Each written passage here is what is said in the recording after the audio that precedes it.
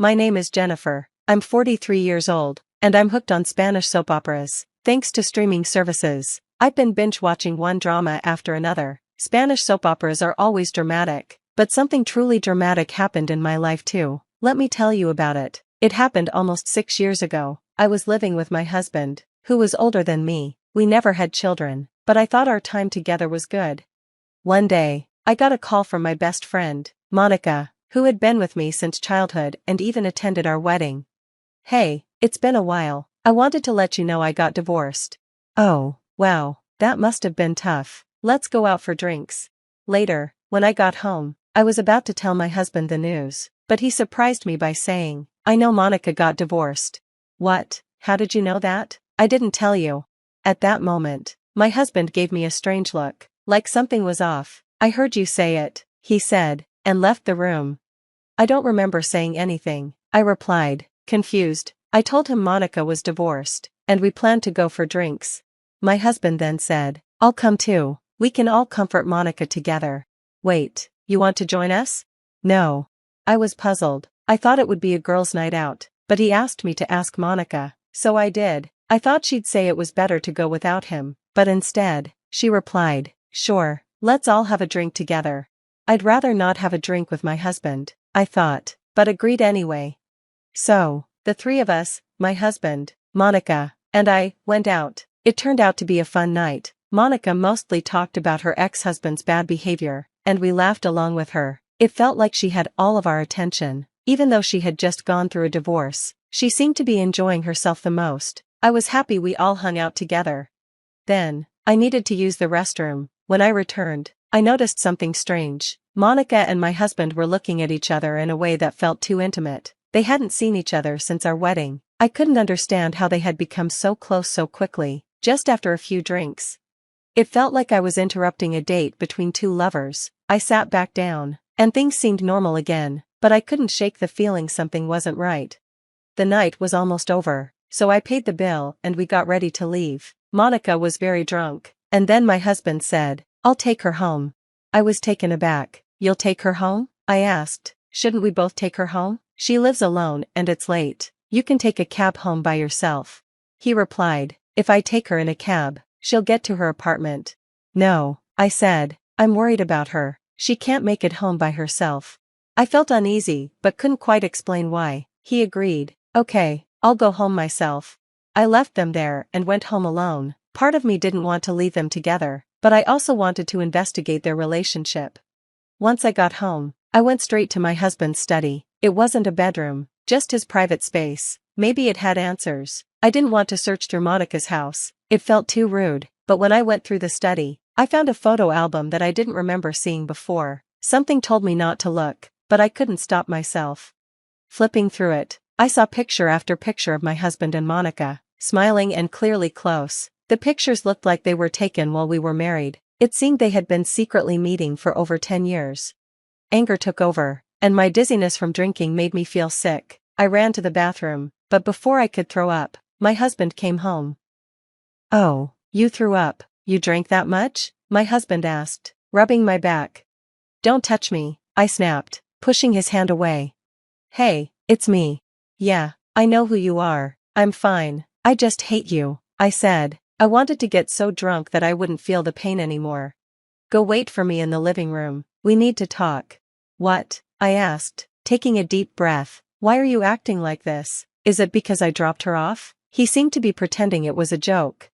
"Okay, I'll change my tone," he said. "Now, first question, what does this picture show?" He looked at the album I found in his room. I only showed him the cover, but his face turned pale. "Next?" I asked. "This is a simple yes or no. Is there any wife who could look at this picture and be okay with it?" He didn't answer, so I asked, "How do I feel right now? Tell me." He stayed quiet. "Why don't you say something instead of staying silent?" I said, getting angry. "It's like you're blaming me, and it's really annoying." "Okay, I cheated. I'm really stupid. I'm sorry," he finally said. I would have felt better if he'd just apologized with some emotion, but instead, he stayed quiet for a long time, and then he said, "She's the one for me. Monica and I both married the wrong people. After everything, we finally found each other. I think we're soulmates. We have a special connection." What? Are you a poet now? I said, completely shocked by his words. I know I made a mistake marrying you. We're not right for each other. Monica and I are meant to be together. It feels like fate. Okay, now you've completely lost it. You and I aren't connected spiritually. I hope you understand that. I didn't know what he was talking about, but I realized that he and I were totally incompatible. My best friend betrayed me, my husband betrayed me, and I honestly couldn't even cry anymore. I was willing to let him go to Monica because he was such a bad husband. I don't understand what you're saying, except that you're speaking nonsense. You and I aren't compatible either. You're crazy, and I don't get it. I knew it. If that's how you feel, then you'll agree to divorce me peacefully, right? I want to be with Monica, he said. Got it. So, you're not going to pay for alimony? I asked. Then I have one night. You know this isn't good, I said, not really responding to what he said. I don't think I'm in the right spiritual tuning. I can't hear you at all, but I could just a moment ago, he replied. I spoke in a cold, empty tone. What? My husband asked, confused. I gave him a ridiculous answer to his ridiculous request for divorce. What's wrong with you, Jen? He asked. I didn't answer. I just ignored him and walked into the shower room. He followed, shouting, What kind of person are you in the middle of an important conversation? I'll never be free unless you agree to divorce me. I kept ignoring him. I'll be free to do what I want, and you'll be free from today. You are nothing to me now. You're just like a useless object I'll throw away. Prepare for that, I said. The next day, my husband went to work in a bad mood. I didn't say good morning, serve him breakfast, or help him with his tie like I usually did. I had taken the day off after everything that happened. I woke up just in time for him to leave. Well, I'll be living alone from today. Maybe I'll tidy up my room, I said to him. When he came home that evening, I heard him call out, I'm home, but I didn't respond. I heard him start shouting about how all his shoes were missing. Hey, Jen, where are my shoes? And why are you eating without me? He shouted. I threw your shoes away. It's normal to eat alone when I live here alone. I've saved up some money, so I'm having expensive steak and champagne, I said, not looking at him, just watching TV and laughing while I ate. Jen, are you even listening to me? He asked. I poured myself another glass of champagne, ignoring him. You've got to be kidding me. We'll talk after I get out of the shower, okay? He said. I wondered if he'd go upstairs to get his pajamas. Then I heard a thumping noise from the stairs. Jen, why is there nothing in my room? Where are my pajamas? I live alone now, right? You're saying I don't even need clothes? I just figured that since I live alone, I don't need to do anything, I said, casually finishing my meal. I got up and walked into the bedroom without reacting to him. Where's my food? He asked, following me. Go buy your own food. I live alone, remember? I said, not looking back. I had already taken my shower, so I went straight to my bedroom. I even got rid of his toothbrush. I couldn't wait to see how he'd deal with it the next morning. When I woke up, my husband was sitting in the chair, looking like Rodin's statue, the thinker. He had been in such a hurry the night before that he hadn't even showered. His hair was messy, and his scalp was showing through his thin hair. He looked like a mess. When he saw I was awake, he knelt in front of me, trying to get my attention. He apologized. I honestly didn't expect him to go this far. It hurts when you scorn me, but I've done terrible things to you, without caring about your feelings. I'm sorry, he said. That's exactly right, I replied, but I didn't say anything else. I want us to start over. I couldn't believe he was saying that. I was shocked, but I gave him the most disgusted look I could manage. No, no, no, I can't live with a spiritually cheating, messed up guy, I said. You don't like it? He asked, surprised by my reaction. You should know why by thinking about what you did. Please, say something. I'll do whatever you want, he said, pleading. Yes, here it comes, I thought. This was why I had kept quiet. Whenever we fought, he'd promise to do anything for me, usually buying me something like a purse, and that was the end of it. I knew he was using his usual tricks. Okay then, do as I say, I finally said. The words I had been waiting to say came out of my mouth. I smiled at him, but his face fell, full of despair. I enjoyed seeing that expression. No, no, no, I don't mean that, he stammered, confused by my sudden change in behavior. I have no intention of accepting any other terms, I said, my voice steady. Do you really think you can just get away with the affair after all this time? I'm taking both of you to court. You'll both pay for what you've done. He looked into my eyes, sensing my resolve. Okay, he said quietly.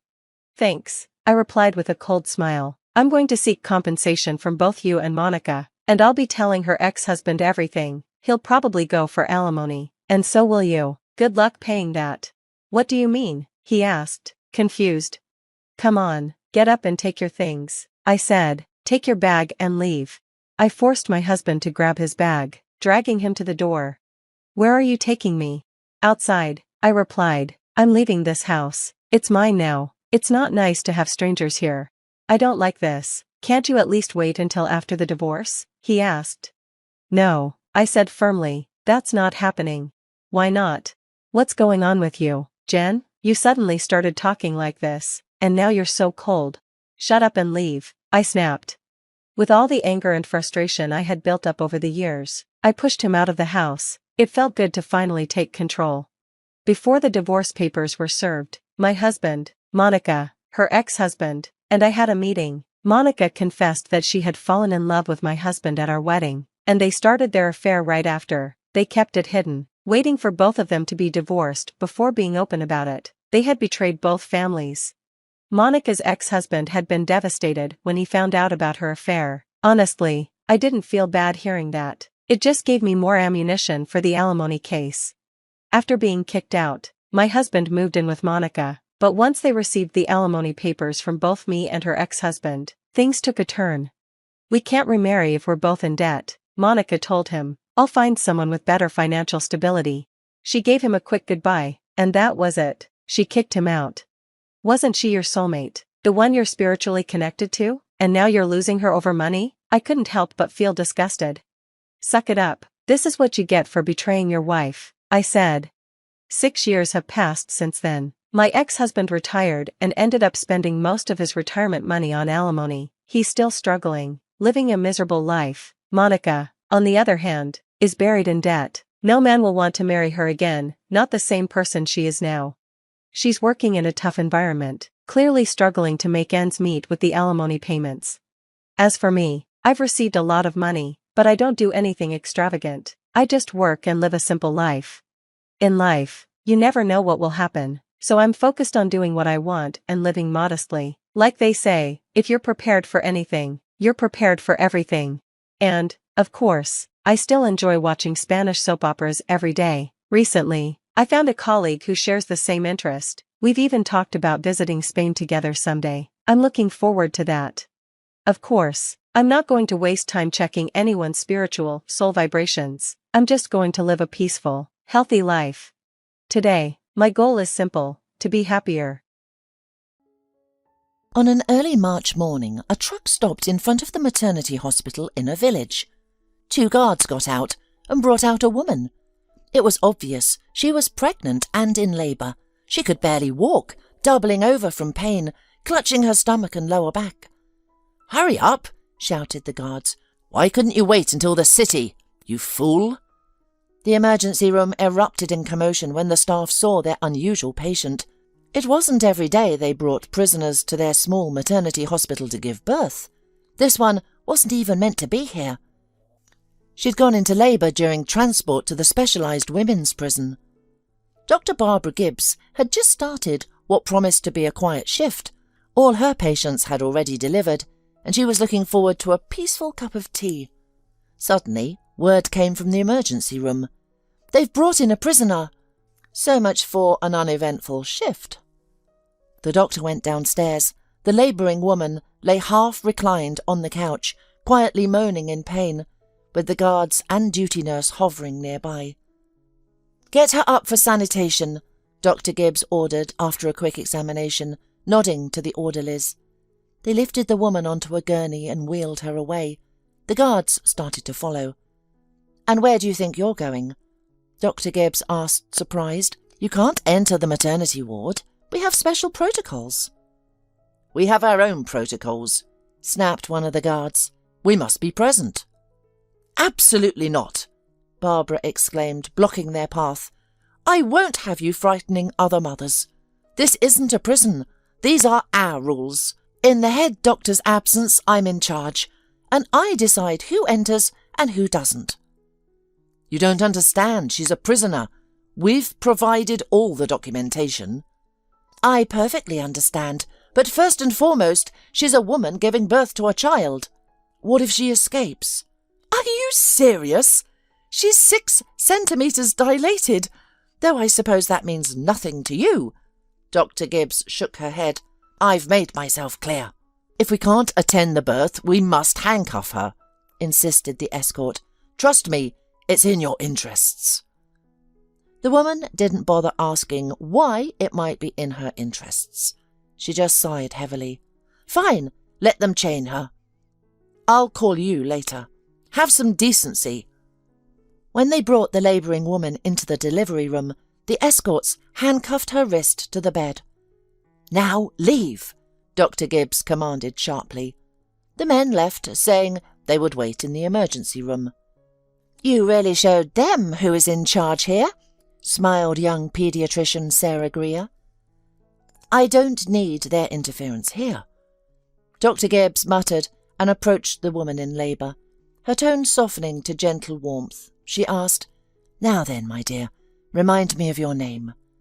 Mia, Mia, the prisoner moaned. Mia, repeated the doctor. Her face flickered with emotion, paling momentarily before she composed herself. Listen to me now, Mia. Forget everything else in the world. The baby is all that matters right now. His life depends on you. Don't waste energy shouting. Just listen to my instructions. The mother-to-be nodded obediently. Woman, prisoner. The words seemed incompatible with the young girl, no more than 20, who now struggled on the birthing chair handcuffed. How had she ended up in such circumstances? What had she done? Barbara Gibbs caught herself sympathising with this girl. And her child. A difficult path lay ahead for both of them. Brushing off unnecessary thoughts, Barbara began her work. She spoke with clarity and confidence, encouraging the labouring woman, remaining attentive and professional throughout. Her voice instilled trust, helping to manage the pain, to endure it all. Women who delivered at this maternity hospital considered themselves fortunate to be in Dr. Gibbs's care. She was like a mother to them, her expertise and gentle hands having helped many children to see this world. Dr. Gibbs had been working in this maternity hospital for more than 20 years, since she returned from the city to work as a midwife. She didn't need any regalia or medals. She simply did her job well, earning only good reviews. But Barbara herself had endured a difficult fate that few people knew about. 30 years ago, after graduating from medical school, Barbara got a job at a city maternity hospital. Soon she married. Her daughter, Mia, was born, and Barbara was immensely happy. Barbara's husband, Taylor, was developing a serious business at the time. Though it was a difficult period, he was succeeding. The family lived well, wanting for nothing. But money, as they say, spoils people. Soon, the once caring and attentive Taylor changed beyond recognition. He became rude to Barbara, would raise his hand against her, and often didn't come home at night. One day, Barbara saw him embracing a striking blonde. They were walking through the city, kissing. Even upon noticing Barbara, Taylor showed no embarrassment, merely smirking as he said, "What are you looking at? Go home, watch our daughter." Barbara couldn't even muster the strength to making a scene there on the street. Her body stiffened with hurt, tears flooding her eyes. At home, she tried to talk things through, but Taylor simply beat her. Afterward, Barbara wanted to flee to her mother in the district village, but her husband threatened to take her daughter away. He spoke with such conviction that Barbara dared not test his threats. For several more years she endured all his humiliation. When Mia was 5, Taylor himself announced he wanted a divorce. He had met an attractive, well-off woman whose father was either a banker or a businessman. "And you, hillbilly, get lost." He laughed in Barbara's face. Barbara, swallowing the insult, initially felt relieved at this outcome, but as it turned out, prematurely. In court, Taylor took custody of their daughter. His lawyers fabricated a story, painting Barbara as a negligent mother. The court stripped her of parental rights. The devastated mother long tried to prove this was all lies, orchestrated by her husband, but no one would listen. The story centred on an incident that had occurred a few months before the divorce. While walking in the park, Mia had run towards some bushes as her mother tied her shoelace. Suddenly her daughter screamed. Barbara rushed over. Mia had caught her foot on a wire protruding from the bushes. The metal had cut into her skin. Barbara immediately took her daughter by taxi to a trauma centre where they stitched the wound. Though the injury wasn't serious, it left an arrow-shaped scar on her foot. The lawyers inflated this story to incredible proportions, inventing several other instances of supposed negligence. They even produced witnesses. Barbara needed competent legal defence, but she was at a loss, not expecting such malice from her husband. Taylor took their daughter and disappeared. Mutual acquaintances suggested it was pointless to search for Mia. Taylor had married that woman and moved abroad with her and the child. Despite Barbara's efforts, she could learn nothing more of Mia's fate. She had no choice but to return to her mother in the village. There she found work at the maternity hospital, where, for years, she had helped other women become mothers, though she lost that joy forever herself. Barbara never remarried, rejecting all suitors. After her mother's death, she lived alone, giving all her care and love to her patients. She treated every woman equally, whether rich or poor, high-ranking or a milkmaid.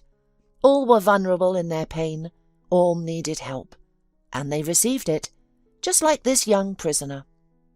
When Barbara heard her name, memories of her daughter surfaced again. But why memories? She never forgot her for a moment.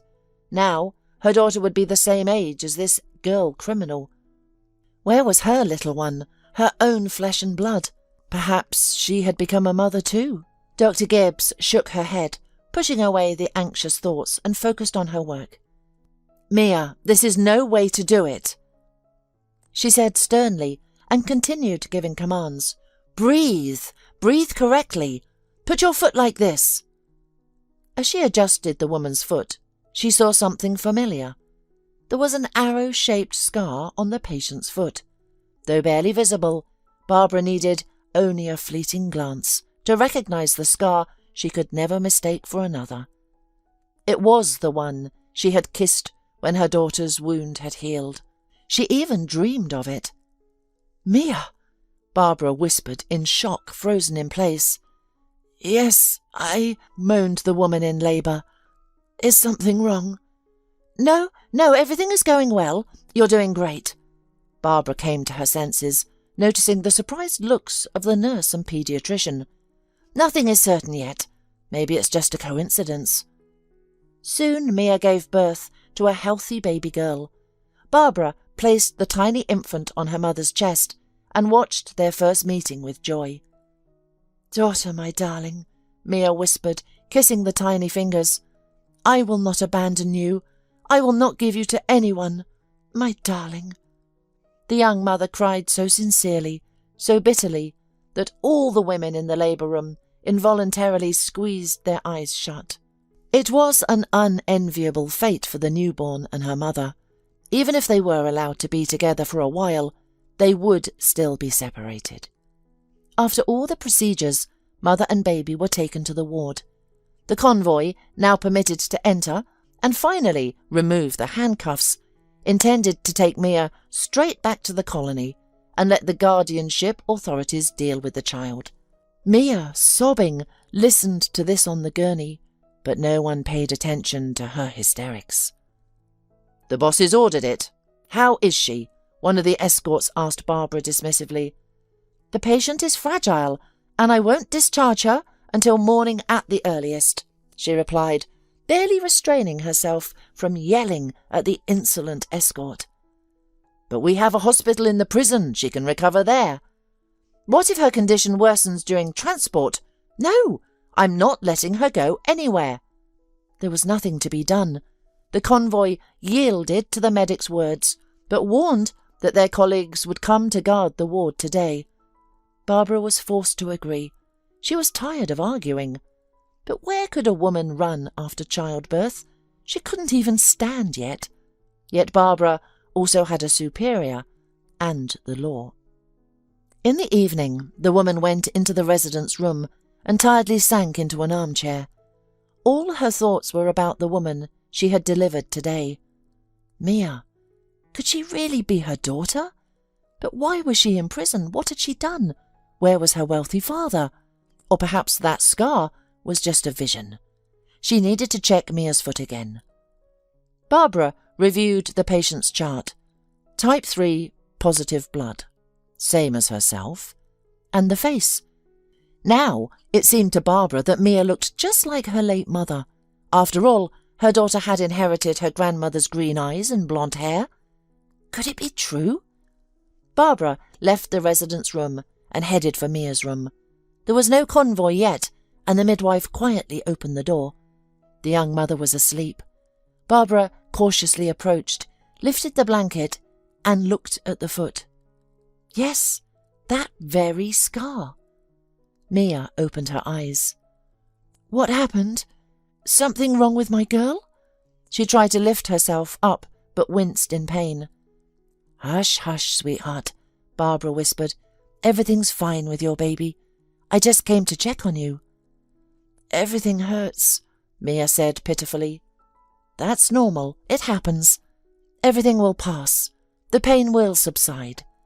And there will be only joy that you now have a daughter, answered Barbara. She spoke quietly, calmly, though her lips trembled, and her hands were shaking. She clasped them together and sat down on the chair beside her. Mia, tell me, what happened to you? Why did you end up in the colony? Maybe I can help. Or is there something you need to inform your relatives about? I have no one, Mia answered softly. And why I ended up there? Nobody believed me. And why would you? Tell me, will they really take my daughter away from me? Didn't they say we'd be together until she was 3? Saying this, Mia, overcoming the pain, raised herself on her elbow. Biting her already blooded lips, she stared unblinkingly at the doctor. Barbara didn't know how to answer. In this case, everything was out of her hands. I'll try to find out everything, she reassured. And you tell me about yourself. I can see that you're not a criminal. You're just in trouble. That's right, Mia cried, and I don't know what to do, how to live on. And the girl told her story. Barbara learned that as a child, Mia lived abroad with her father and his wife. She barely remembered her mother. Her father said she had died. Her stepmother constantly insulted her. Abroad, her father's business began to fall apart, forcing them to move to the homeland. But even here things went poorly. A few years later, her father and stepmother died in an accident, and the bank seized all their property for debts. At 15, Mia found herself in an orphanage. The 3 years before graduation became a living hell. Her peers disliked her, considering her a white crow. She endured constant cruel jokes and nagging, with no friends to turn to. Finishing school became her salvation. The girl thought all the hardships in her life were over, but everything was just beginning. Mia had a talent for drawing and dreamed of becoming a clothing designer. She enrolled in a college and, thankfully, the state provided her as an orphan with a small apartment, her sanctuary of comfort and peace. After classes, she would come home and dream. Mia envisioned becoming a designer with her own atelier. She would meet her prince, build a strong family, and have at least 3 children. Mia longed for a large family, certain she would make a wonderful mother.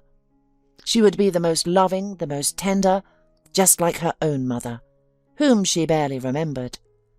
Only in dreams did she glimpse her mother's hazy image and hear her forgotten voice, so melodious and soft. Her father never spoke about her, and no photographs survived. He claimed the photo album was lost during the move, and digital versions were corrupted by a virus. Her mum's name was like yours, Barbara, Mia told the doctor, sharing her memories. She didn't notice how Barbara turned pale and clasped her hands tighter as she continued her story. After graduating from college, she found work at a sewing factory. She excelled at everything, earning praise from her supervisor. A promotion seemed possible, and she even considered further education, but fate took a sharp turn.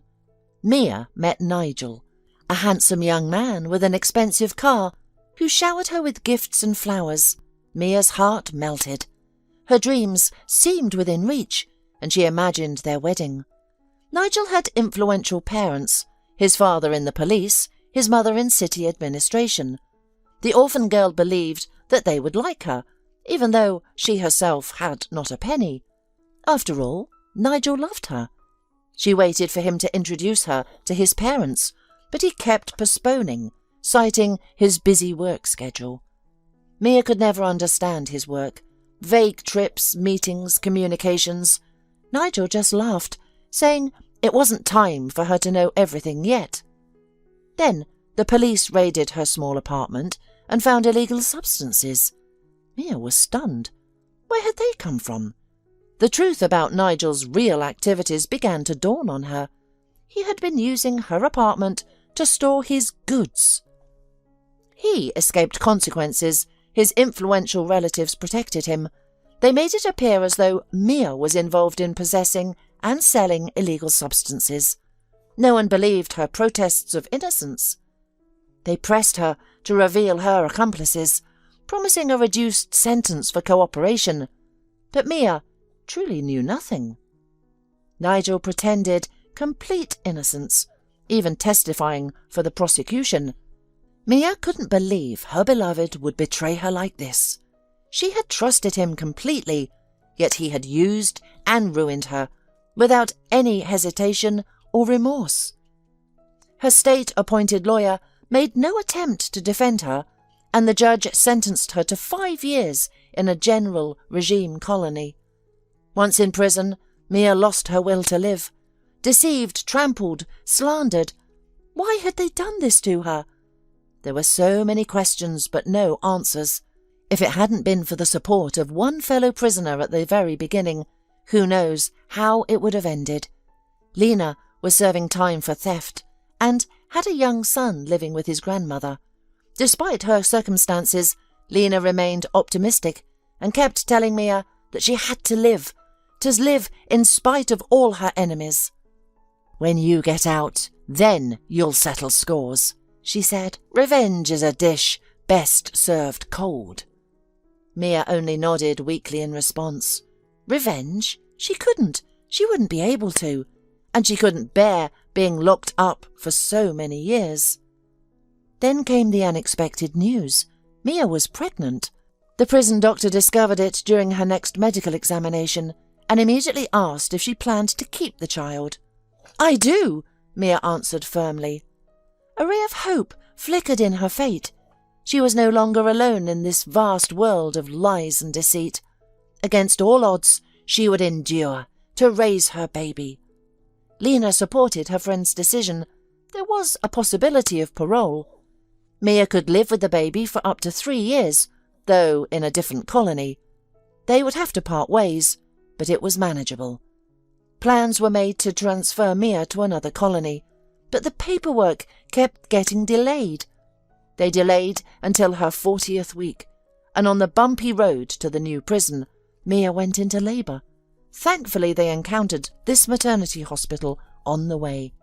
"You are my saviour, Dr. Gibbs," Mia whispered, finishing her story. "Thank you. I'm just afraid now. Will they really send me back to the old colony? What about my daughter? They promised not to separate us. What should I do?" "Mia, I'll try to help you," Barbara said, her voice trembling. "Poor girl, you've been through so much. Don't worry too much. Everything will improve. Now, get some rest." She ran a trembling hand through Mia's hair, then stood up abruptly and left before the girl could see her tears. Oh God, how Barbara wanted to embrace this girl, hold her close, shield her from the world. Yes, this was her daughter. Now she knew it for sure. But it was too soon to tell Mia. Her girl had already endured so many trials, with more surely to come. The news of a newly resurrected mother might be misinterpreted. What if she thought Barbara had simply abandoned her? That confession wasn't the priority right now. The crucial task was finding a way to help Mia. Yes, she was innocent. Barbara was certain of that. But mere words wouldn't help. Then Barbara remembered, about a year ago, the wife of a prominent capital lawyer had given birth in their maternity hospital. They'd been visiting relatives in the countryside when his wife went into labour in her 8th month. The lawyer had been distraught, blaming himself for bringing his pregnant wife to such a remote location. But Barbara had managed to turn the baby herself, and it was born perfectly healthy. The infant needed to stay in the hospital with its mother for a while, but all turned out well. The lawyer had expressed profound gratitude to Barbara, saying he was in her debt, and gave her his card just in case. The woman had simply smiled, but kept the business card. Now, Barbara was frantically searching for that business card. Fortunately, she found it at the bottom of her handbag. "Mr. Flanagan, hello!" Barbara began the conversation excitedly. The lawyer immediately recognised her and expressed joy. After briefly discussing his son and wife, they turned to the matter at hand. Barbara explained Mia's situation. "Yes, the case is difficult," the lawyer agreed.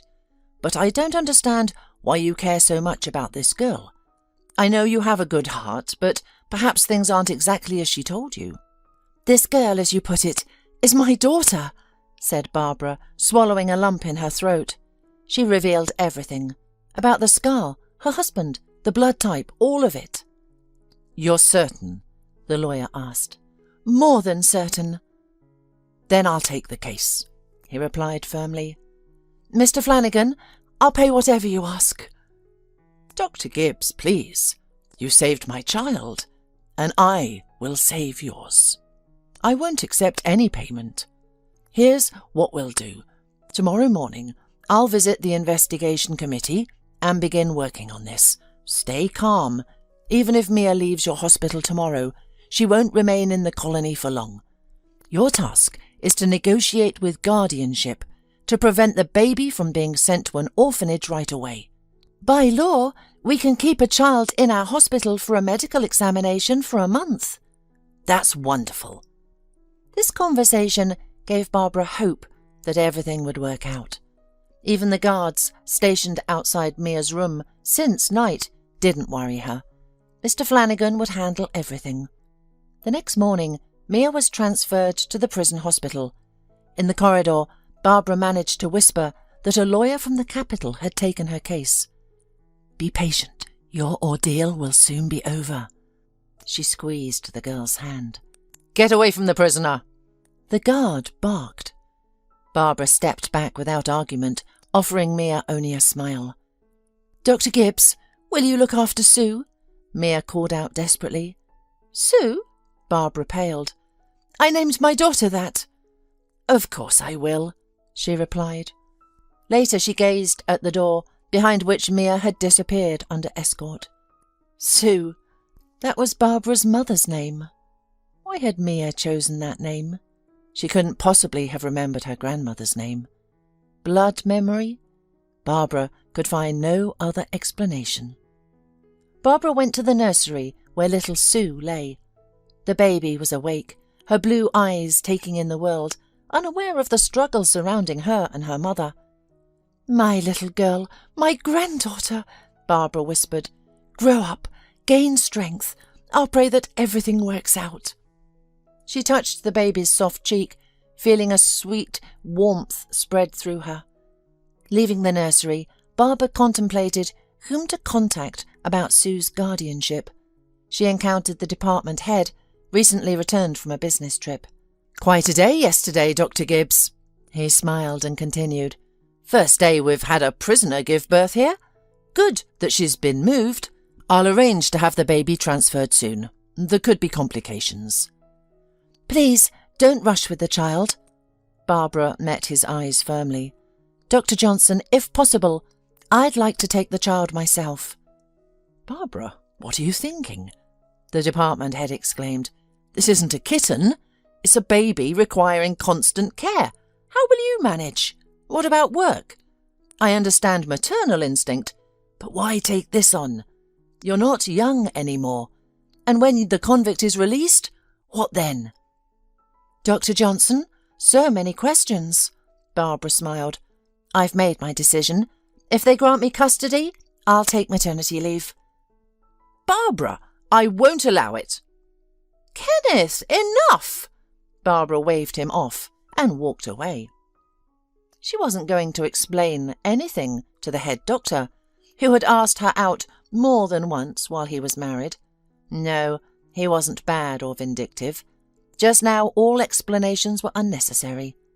Barbara was going to the guardianship office, where the chief specialist was a woman whom she had helped in labour. Barbara hoped to persuade her to grant temporary custody of Sue. It wasn't easy, but Barbara succeeded. Within a week they gave her the little girl. As promised, she took vacation leave. Her colleagues were shocked. No one understood why she, an excellent specialist devoted to her work, suddenly gave up everything to care for a convict's child. Several months passed. Barbara cared for Sue, and the baby grew healthy, resembling her mother more each day. Her eyes turned green, and blonde curls formed atop her head. Grandmother admired her little granddaughter. Yes, she was certain Mia was her daughter. No DNA tests were needed. Sue was an exact copy of little Mia, just as Barbara remembered her. Throughout this time, she wrote to her daughter, describing Sue's development and their daily life, but she never hinted about who Mia truly was. The time wasn't right. Mia's case underwent review. The investigation was difficult and lengthy. After 3 months, the lawyer gathered all the evidence, proving Nigel was guilty of the crime for which Mia was serving time. Nigel was arrested, and Mia was finally acquitted and released from the colony. It was early summer. She stepped outside the prison gates and breathed in the fresh air. God, freedom! Soon she would see her daughter, fall at Dr. Gibbs's feet, and thank her for everything. The lawyer had told her who hired him. Mia couldn't believe it. How could a stranger stand up for her just like that? On the bus riding down the gravel road, Mia's thoughts raced. Yes, Dr. Gibbs helped her, but what next? She needed to restore her rights. But would the guardianship office return her child? She had a place to live but no job. How would she work? What would she live on? An allowance? But that still needed to be arranged. And what if Dr. Gibbs didn't want to give up Sue? Doubts and questions tormented the unhappy mother. Finally, the familiar village appeared, where she had given birth last spring. She knew Dr. Gibbs's address from the letters. After asking passers-by for directions, she walked on. There stood the house, nestled among trees. Her daughter lived here now. Mia timidly opened the gate, walked along the path to the house, and suddenly heard Barbara's voice from the veranda. My golden granddaughter, let's go for a walk, get some fresh air. Listen to the birds singing. Barbara rolled the stroller onto the porch and, seeing her visitor, gasped. Mia, you're here. Why didn't you tell me you'd been released today? I would have ordered a cab. I didn't want to trouble you with such trifles, Mia answered tensely. Here I am. You won't send me away? Never. My girl, come in, come in. May I? Mia stepped toward the stroller. Of course, smiled Barbara. Sue, your mother has arrived. Mia leaned over the stroller and saw her girl for the first time after their long separation. She wanted so much to take her baby in her arms, to hold her to her heart, to kiss her hard and strong. But Mia hesitantly touched the girl's hand and then suddenly cried. Mia, what are you doing?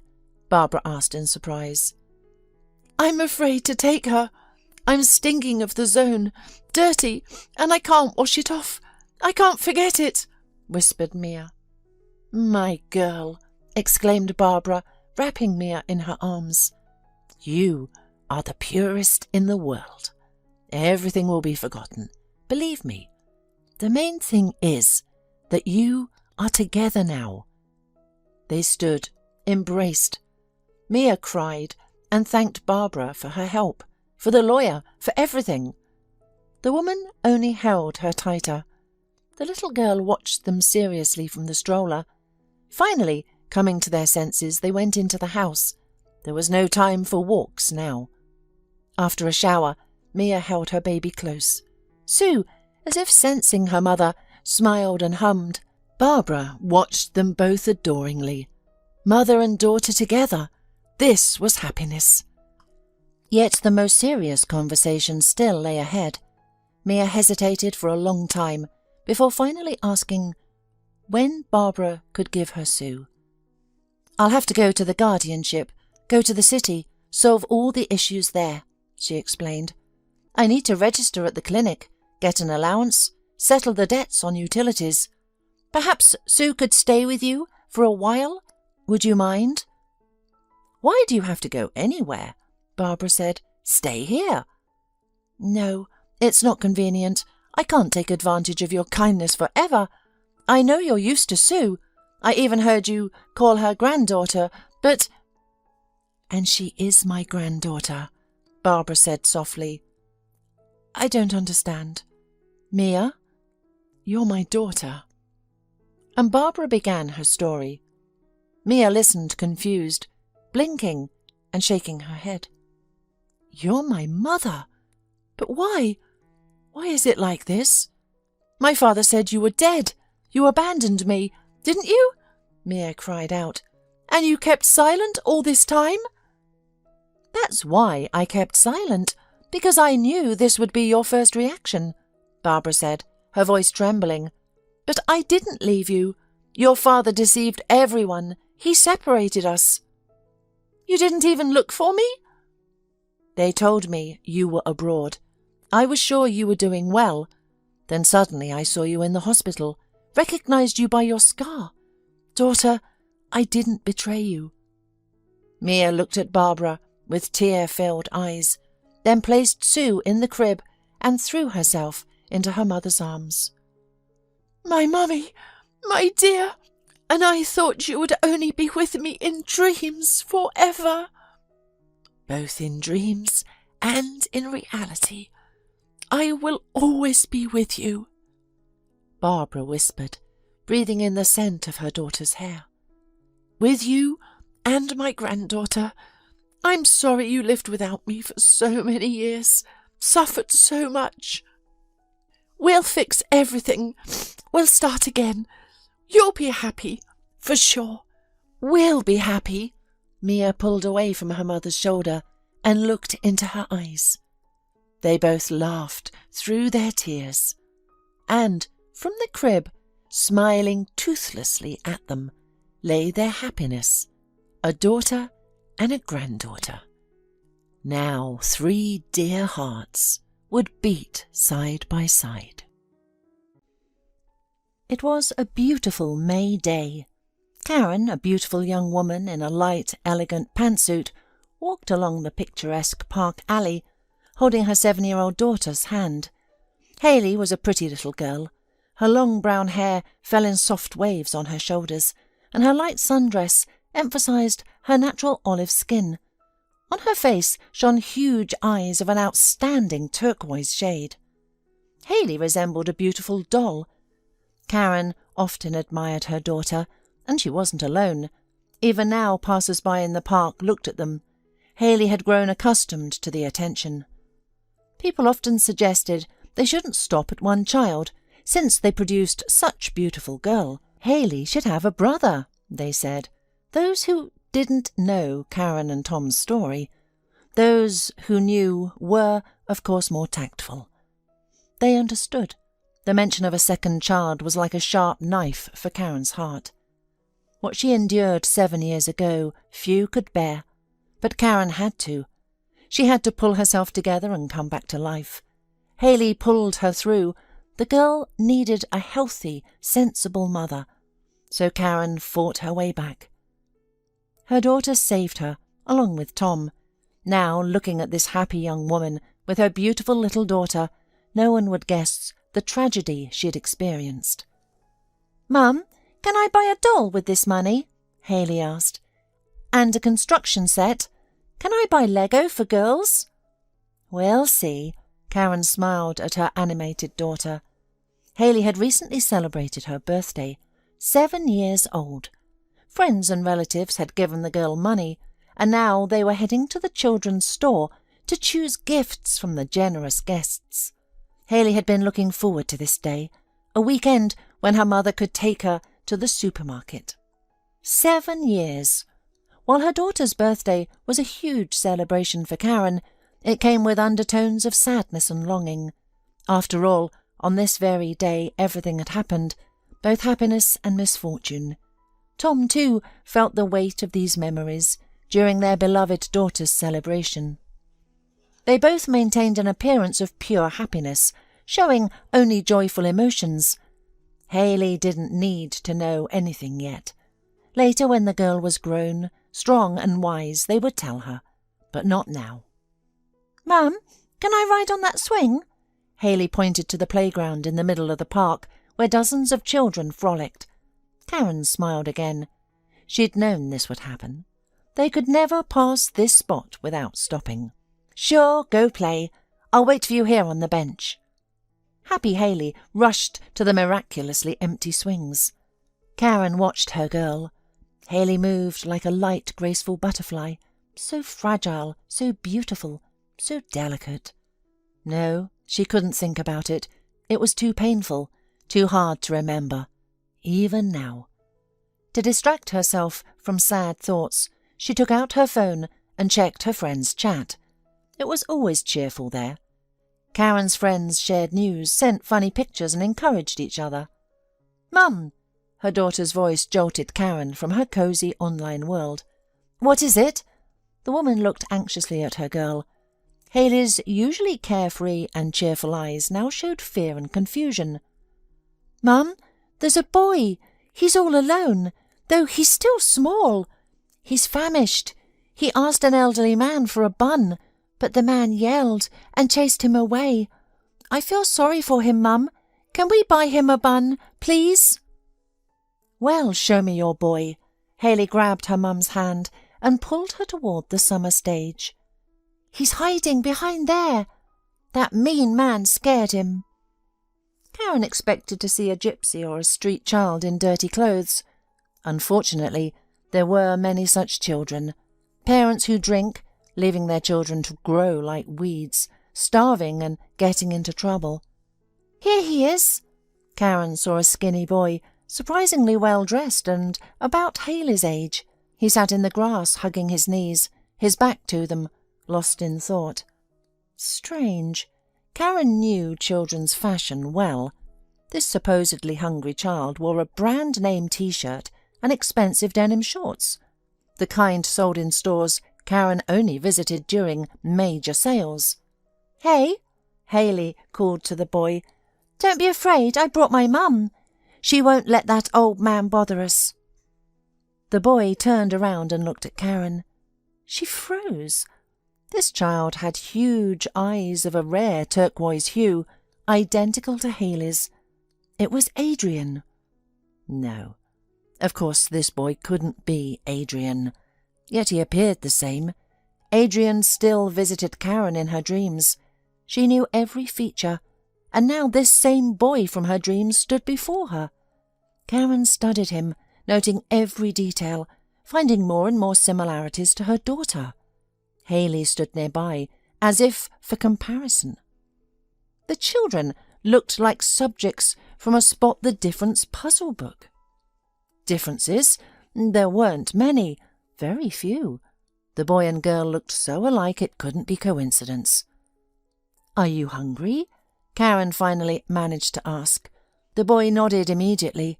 He studied Karen with equal interest and surprise, as if trying to remember something.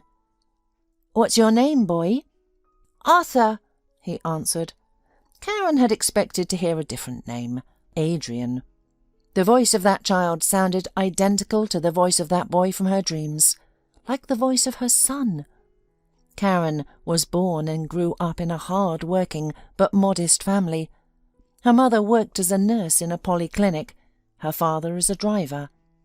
They lived in a small 2-bedroom apartment in a 5-story building. While they never went hungry, they never lived frugally. Karen was always encouraged to strive for a better future. "You'll become an economist, work at a bank, or be a wealthy lady," her mother would dream aloud while looking at her daughter.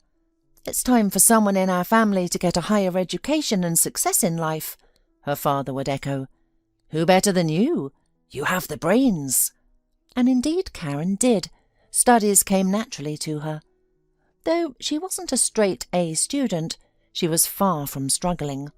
She graduated with A's and B's, performed well on her exams, and ultimately got accepted where she wanted, the Faculty of Finance and Economics at the local university. Her parents were overjoyed. Karen was too, though she'd never felt drawn to economics.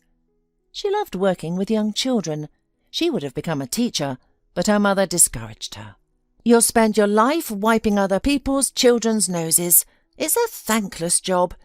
Kids are difficult enough, and their parents are worse. No, daughter, choose another profession." So Karen complied, trusting her parents' wisdom. In her second year, at a student disco, Karen met Tom, her future husband. Of course, she didn't know then that this handsome, smiling young man would become her life partner. At that age, Karen had grown aware of her attractive appearance. Tall, slender, with large eyes. But there were more striking girls in her group, like round-faced Ally or Violet with her impressive bust. So Karen was genuinely surprised when this charming young man approached her, and not empty-handed. He presented her with a scarlet rose. Where had he gotten it? He must have dashed to the flower stand across from the club. Such effort was touching in itself. "Hello," the young man said shyly. "I'm Tom. I saw you and, well, you're so beautiful. May I have this dance with you?" Such simple, sincere words. Karen felt shy herself and lowered her eyes. The young man waited for her answer. Her nervousness was apparent.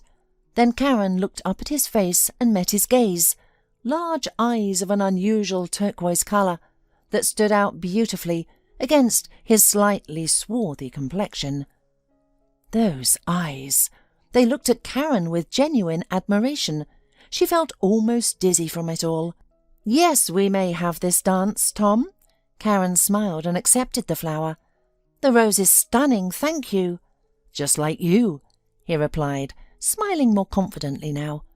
Then he drew Karen close and swept her into the dance. A slow song was playing.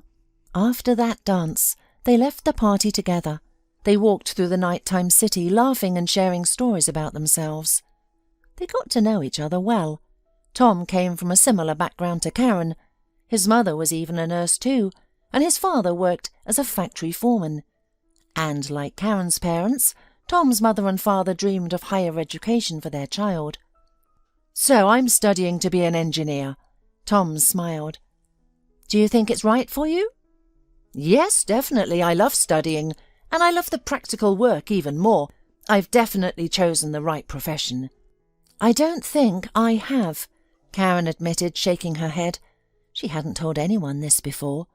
"I think I'd be much happier as a teacher. I prefer children to reports and figures." "I can see that. Your eyes are so—" Tom said seriously, then pulled Karen close and kissed her. They were practically inseparable after that. Karen knew she'd found her soulmate, someone dependable, loving and beloved. Together, everything felt natural and pleasant. They understood each other instinctively, sensing each other's moods, even at a distance. Sometimes they even seemed to read each other's thoughts. At least, that's how it felt to Karen. Tom introduced her to his parents, and her parents met Tom. Both families approved of their children's choice. Everything was going so perfectly, and sometimes it felt too good to be true. By their third year, Tom and Karen married. He was already working part-time at the factory, sometimes taking night shifts. This provided enough money to rent an apartment, while their scholarships covered food. Both Tom and Karen were used to being thrifty, so neither minded their modest lifestyle. It didn't stop them from dreaming of a bright future. They'd graduate, get their diplomas, find good jobs, build careers, become more comfortable financially, and afford more things. These were the newlyweds' plans. They decided not to rush into having children, though both dreamed of a large family with at least 3 kids. But that would come later. First came education, careers, establishing themselves. That's why the news of pregnancy came as a complete surprise to the newlyweds. They hadn't intended to become parents so soon. Both were barely past 20. But it happened. "What should we do?" Karen asked her husband, though she already knew his answer. "What do you mean? What? We'll have the baby, raise it and love it," smiled Tom, hugging his young wife. "I was already happy, and now I'll be twice as happy." The pregnancy proved difficult.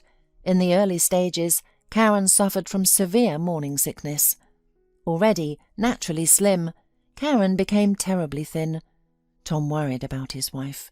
He prepared special dishes for her, but she couldn't bear to look at them. Tom tried everything to please her, but nothing worked. Karen was wasting away before his eyes. Her husband was eager to accompany her to every appointment at the women's clinic. "Don't bother," Karen protested. "I can get there myself. You should rest. You have an evening shift." "Of course you can't go alone. A breeze might blow you away," Tom joked. "You're so thin that even a slight draught would do it." The doctors said such severe morning sickness wasn't normal, and soon the cause of her poor health was quickly discovered. Karen was carrying twins. A slight young woman, pregnant with 2 babies. No wonder her body was struggling with such intense hormonal changes and physical demands. Twins. Karen nearly fell off the examination table when the ultrasound doctor shared the news. Her first reaction was joy. The girl felt happy, as if she had won the lottery. She would have 2 children at once. What a miracle! Then came the fear. Carrying twins would be hard, and also, what about managing 2 babies at once? What if they both cry while Karen is alone with them? And the money? They hadn't planned for children yet precisely because of their tight finances, and now they would have 2. The expenses would double. However, Tom, hearing about the twins, simply rejoiced, sincerely, without fears or worries. "We've wanted many children, and now we'll have 2 at once. We'll be fine. Everything will work out." His optimism infected Karen, and she understood clearly. Together they would manage. Karen received vitamin prescriptions and hormone treatments, and her condition improved. Tom treated her like a crystal vase, and Karen embraced her position fully. She ordered her favourite dishes and stopped fussing with cleaning. When else would she have such a chance to relax? Her fears disappeared. Both sets of grandparents promised to help with the babies, letting the new mother learn gradually. They even coordinated their vacations to ensure someone would always be available. The day of the ultrasound, when they would learn the baby's sex, became a family celebration. The medical centre was packed with both future grandmothers and Tom and Karen. The parents-to-be watched the screen, mesmerized by the tiny human beings. "They're beautiful," Karen said. "Yes," agreed the calm doctor. "I can definitely see that. Really beautiful kids, and surprisingly healthy. It's rare to find such perfect examples, like from a textbook.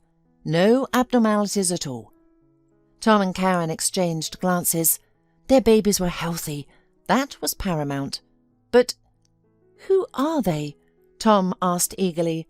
"Boys? Girls?" "You're lucky here too," the sonographer smiled. "You have royal twins." "How's that?" the parents-to-be asked in unison. "We're hardly royal blood," Tom joked. Dance, Mummy and Daddy. You have a boy and a girl, a complete set. Not everyone is so fortunate. If you knew what dramas unfold on this couch when parents learn the wrong gender, but you've got one of each." "Yay!" Tom exclaimed. "Is everything all right?" "Never better," replied the doctor. Tom and Karen easily chose names. Haley for the girl, honouring a great-grandmother, and Adrian for the boy, after Tom's beloved grandfather. After the ultrasound, their joyful anticipation grew. It felt as if they had already met their children. Karen began buying blue and pink items, slowly preparing the nursery. Her belly grew rapidly after that memorable ultrasound. Being naturally thin, Karen found it challenging to carry such weight, but she didn't complain. It came with having twins. Tom took an extra part-time job to save for necessities. Clothes, cribs and a twin stroller, none of which came cheap. There came an unwelcome diagnosis. Risk of premature birth. "This often happens with twins," the doctor explained, "especially with a young, thin mother. The key is to maintain the pregnancy until at least the 35th week. By then, the babies are nearly fully developed. They'll be fine." Karen was admitted to the hospital for observation. There, Karen was treated by an experienced doctor, Dr. Megan West, a well-groomed, calm woman in her 40s, with attentive but notably sad eyes. Karen had always noticed such details since childhood. Dr. West, known as an excellent specialist, prescribed effective therapy. The stomach pains ceased, and the threat of early labour was controlled. Still, she advised Karen to rest extensively and avoid lifting anything heavy. "Be careful, rest, think of your babies," Dr. West would say with a lip-only smile, her eyes retaining their sadness. Karen grew accustomed to this hidden melancholy in her doctor's gaze, though initially it had frightened her, making her worry something might be wrong with her or the babies. Tom visited the hospital almost every day. He shared the news with Karen and showed her pictures of the renovation in their apartment. Karen gazed at the pictures of the nursery with joy. It was beautiful and cosy. 2 cribs stood against the wall, covered with lovely linens. There was a dresser with a changing table, a laundry basket shaped like a toy rabbit, and a nightlight that projected stars onto the ceiling. Tom had thought of every detail. It was touching and heartwarming. "I want to go home soon," Karen said tearfully, looking at the beautiful nursery on her husband's smartphone. "No need to hurry," he smiled. "Let everything happen at the right time. The babies aren't ready yet." "I'm so tired of lying here. Every day is the same. I miss you very much." "I miss you too, dear. I promise we'll have lots of fun soon." Tom laughed. "Get some rest for now." "You're right," Karen smiled. Tom always knew how to lift her spirits.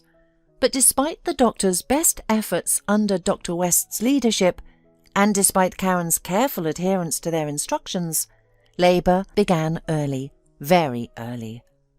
When Karen's water suddenly broke, terror gripped her. Her vision darkened. She knew exactly what this meant. There's no stopping the labour now, and the babies aren't mature enough. They're not ready. Fortunately, Dr. West was on duty. They took Karen on a gurney to the delivery room. "What will happen now?" Karen cried. "The labour is starting. It's all right. They're viable now. Pull yourself together." What followed were hours of fear and pain. Soon, only pain remained. Karen doubled over as dark spots flashed before her eyes, and dizziness overwhelmed her. She wished it would end quickly. At one point, the pain became so intense that Karen didn't even care what would happen to her children. She just wanted the agony to stop. Dr. West periodically checked on Karen, examining her, offering praise and encouragement. She was simultaneously handling other births. The midwives rushed between labouring mothers equally busy. Fear gripped Karen. She worried that when the crucial moment came, no one would be there. During each brief examination, Dr. West would say, "It wasn't time yet." "The cervix isn't fully dilated. You must be patient." Karen couldn't imagine enduring several more hours. Finally, after examining Karen, Dr. West smiled gently. "Ready to give birth? Now, you'll need to work a bit harder. Listen carefully and follow my instructions." Karen obeyed, following Dr. West's every direction. The doctor's calm confidence was reassuring. Karen trusted her completely. With Dr. West by her side, Karen felt everything would be fine. She barely noticed when 2 more doctors, neonatologists, entered the room. They would need to attend to the premature twins. Adrian was born first, tiny and red. He announced his arrival with a powerful cry. "What a great boy!" the midwife smiled. "Amazing!" exclaimed one neonatologist while examining him. "I haven't seen such a strong, premature baby in ages. A real fighter." "Don't celebrate too soon," Dr. West cautioned. "The gestational age is very low. Don't get ahead of yourselves. And Karen, you still need to deliver your daughter." Karen heard the remarks about her firstborn, how healthy and strong he was. His loud, demanding cry reassured her. He was strong. He would survive. What joy! Now for her daughter. Haley arrived after her brother, notably smaller than Adrian, and purplish rather than red. Karen waited to hear her daughter cry alongside her son, but Haley remained silent. The neonatologists worked on her at a separate table, while Dr. West attended to Karen. "What's wrong? Why isn't she crying?" From her position, Karen struggled to see her baby. "Is she alive?" "We're taking her to intensive care," one neonatologist said sharply, wrapping the tiny bundle in a towel before rushing out. Karen noticed how small the bundle looked in his hands. "I'm taking the boy to intensive care too," said the second doctor. "Being premature, he needs observation." "Dr. West, what's wrong with my girl?" Karen asked, panic rising in her voice. "We don't know yet," Dr. West replied tersely, looking more tired and sadder than usual. "The doctors will care for them. They're very premature. Anything could happen. But we'll do everything possible." "The boy is healthy and strong," Karen insisted. "They said how strong he was. Please, save my little girl." "The doctors will do everything possible for both of them," Dr. West repeated, then turned to the midwife. "Finish here. I have 2 more women in labour waiting." Karen didn't know how she fell asleep. Exhaustion must have overtaken her. Anxious thoughts and tears had plagued her. Her heart ached for her tiny daughter. She felt less worried about her son, who had seemed so robust at birth. His strong cry had reassured her about his lungs. But little Haley, Karen drifted into darkness, temporarily escaping her worried thoughts. She awoke a few hours later. Remembering everything from the previous day, she pressed the call button. Dr. West came in after a short wait. She was standing near Karen's bed, giving her an odd look filled with sadness, sympathy and something else. Was it guilt? "What's wrong with my girl?" Karen asked immediately. "She hadn't cried at birth, but she had survived, right?" Dr. West nodded. "She was born fragile. She's in intensive care on a ventilator, but the prognosis is good." Karen exhaled in relief.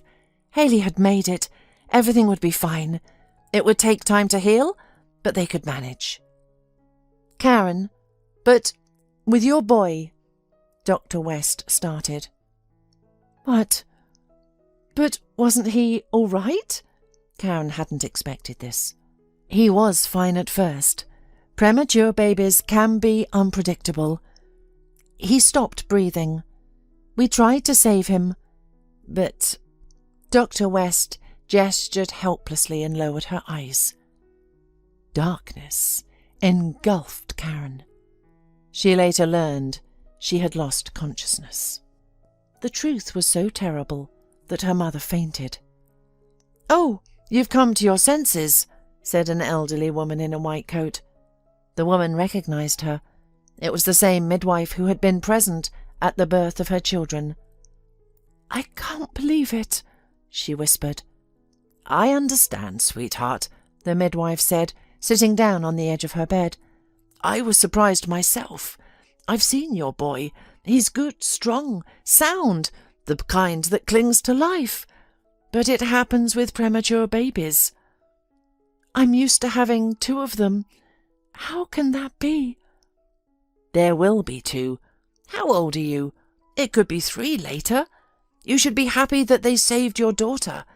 The girl was on the edge, but she pulled through. Good girl. She's going to be okay now." "Can I see her?" "I'll bring her out a little later. We can't take her out of the incubator yet. You'll see her when you're up and about." "Can I see the boy?" "Oh, girl, don't. Why tear your heart out? You're still sick and you don't need to." Karen stayed in the hospital for a few more weeks. The young mother honestly tried to follow the midwife's advice, to rejoice in her living daughter, not to grieve for her son. But she couldn't help it.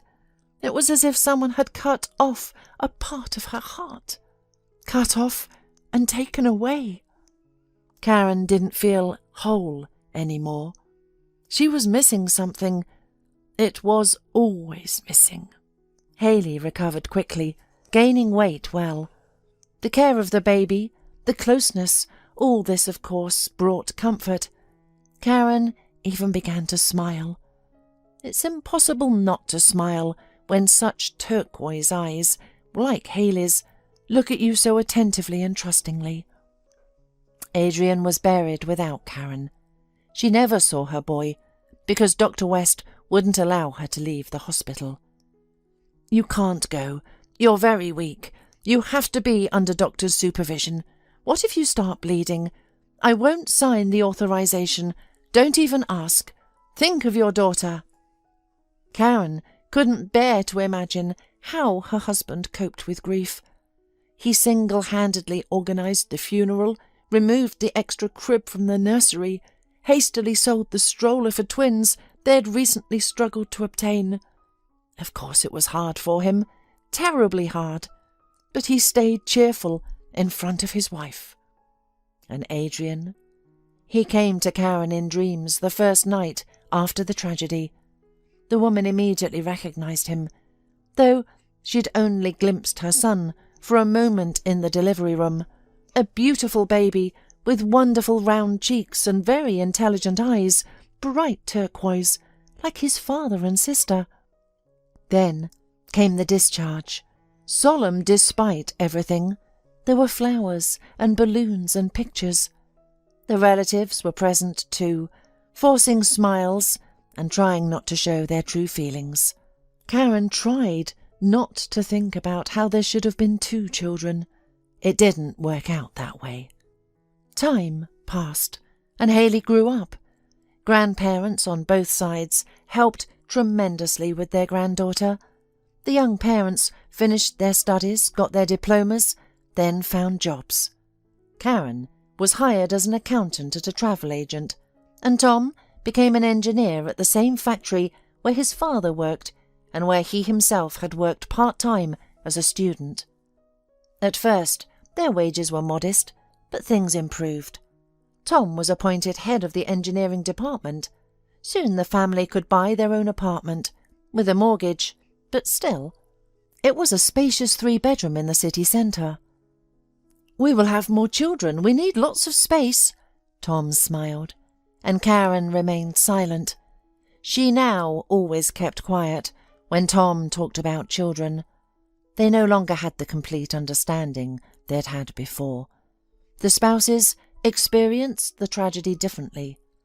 Tom came to terms with time, almost recovered from grief. He hadn't forgotten Adrian, no, but he dreamed of next children and looked to the future. But Karen was afraid, terribly afraid of history repeating itself. Besides, she dreamed about Adrian. Often, almost every night. Most surprisingly, he didn't remain an infant in these dreams, not the tiny boy whom Karen had glimpsed just once. No, Adrian grew up and changed alongside his little sister.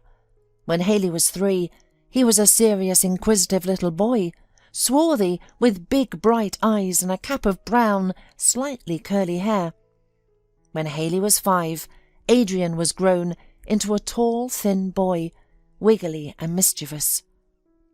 Karen initially told Tom about her dreams, and not just Tom, parents, friends, colleagues. She shared these strange dreams with many, but people all reacted the same way. "Don't tear your heart out. Let him go," her mother urged. "Karen, enough already. It's time to move on with our lives," Tom pleaded. "Listen, you could go crazy like this." Her best friend shook her head anxiously. And no one understood that these dreams didn't hurt Karen. On the contrary, when she saw the boy, warmth filled her heart. Somehow she felt certain that this child had his own life, pleasant, apparently full and bright. These thoughts brought her comfort. And now, behind this summer scene, in the tall grass, Karen saw that very boy from her dreams, alive. Haley held his hand, stroked his shoulder encouragingly, and there he stood, so thin, so taut, like a stretched string. It seemed one careless moment and the boy would run away. Somehow Karen knew he was a fast runner. Next to him, Haley looked so natural and right. It seemed here was the missing fragment. A fragile, beautiful girl and a strong, handsome boy, the complete set. But this little guy's name was Arthur, not Adrian. "So, Arthur, are you hungry?" Karen asked. "Yes, to be honest." "Mum will buy us buns," Haley told him. Then her eyes lit up with a new idea. "Mum, could you please take us both to a cafe? I don't need presents. Let's go to a cafe with Arthur instead." "Why not? That's a great idea," Karen agreed. She thought that in a cafe, in a relaxed atmosphere, the child would open up and tell more about himself, and she didn't believe this was just coincidence. Strangers couldn't be as similar to each other as Arthur and Haley were. "Megan, there's a shipment coming from the warehouse. Be at receiving, okay?" Megan sighed, tossed her unsmoked cigarette in the trash, and hurried to the sales room. She had been working here as a saleswoman for almost a year. The work was exhausting and thankless. Sometimes customers were rude, sometimes shortage of money occurred in the cashier, and the salary was meagre. Megan had always dreamed of being a doctor, of saving lives and healing people.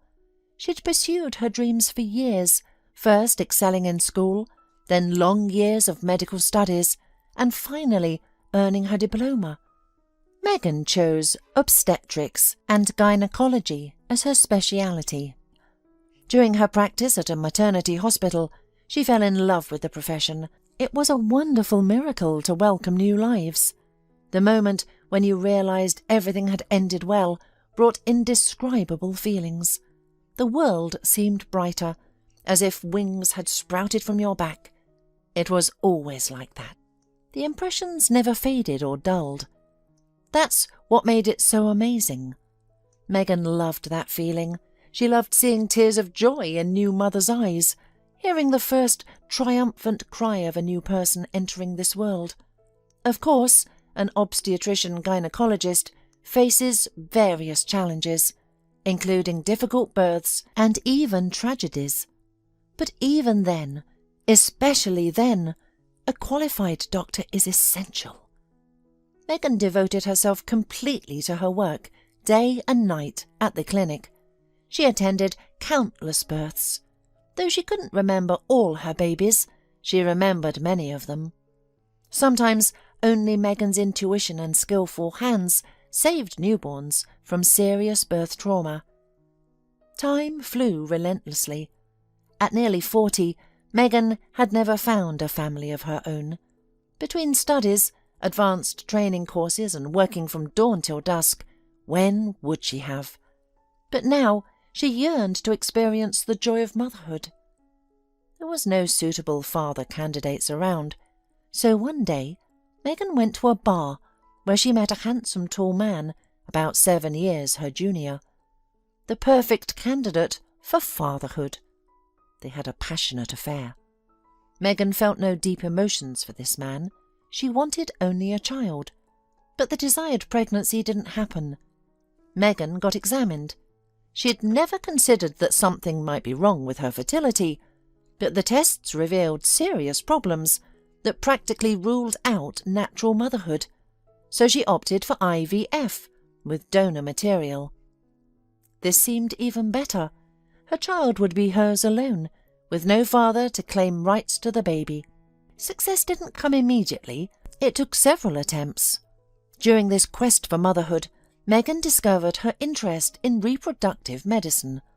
Many women struggled with conception, and Megan could help fulfill their dreams. When her pregnancy finally happened, she was overjoyed.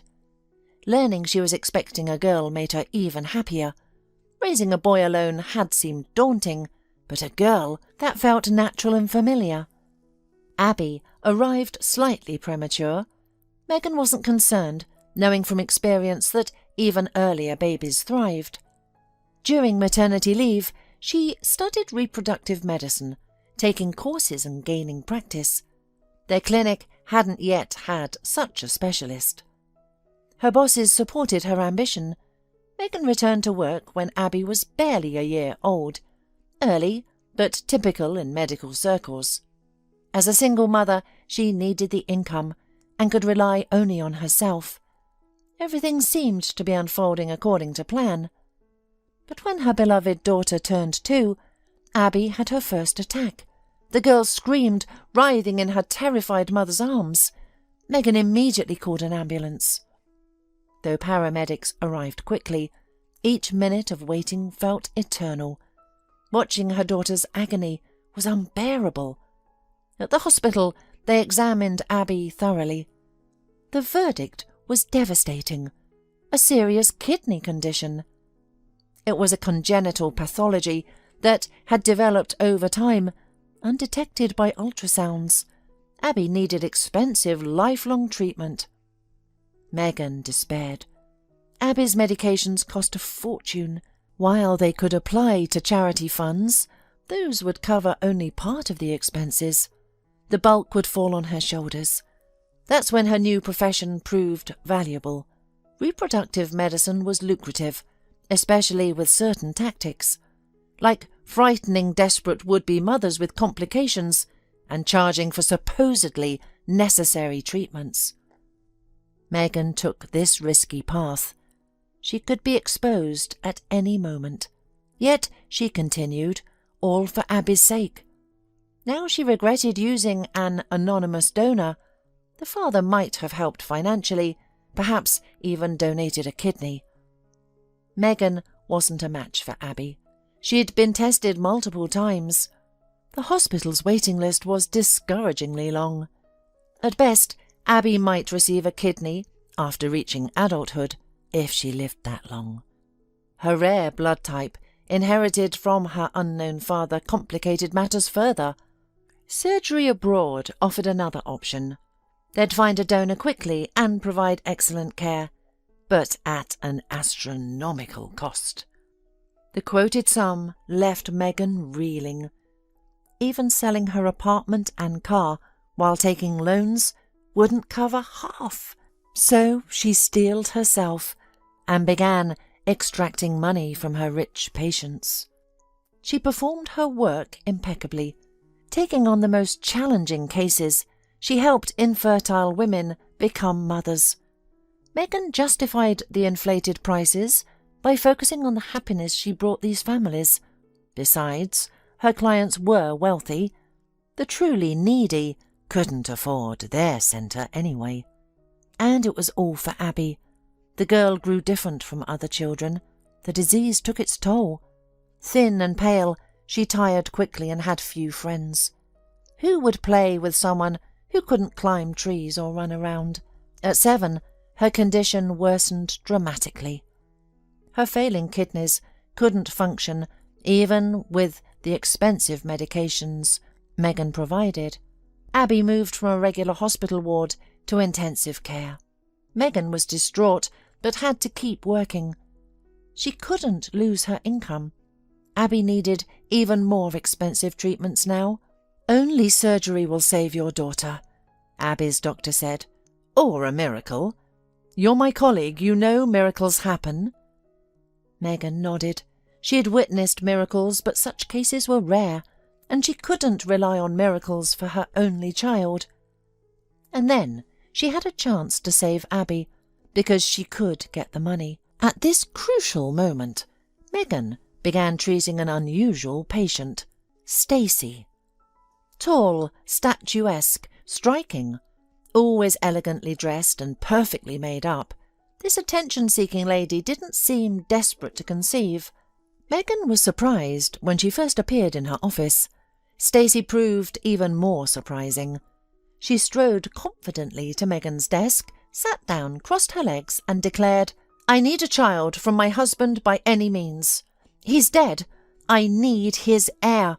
A boy, preferably. You can settle it, right? I'll pay, of course." Megan assumed Stacy had loved her husband deeply, wanted to preserve his memory through a child who might share his features. That explained the preference for a boy. Sons often resembled their fathers. But as their conversation continued, the truth emerged as something quite different. Stacy wanted to have her deceased husband's child, not out of unexpressed feelings for him, but to secure inheritance.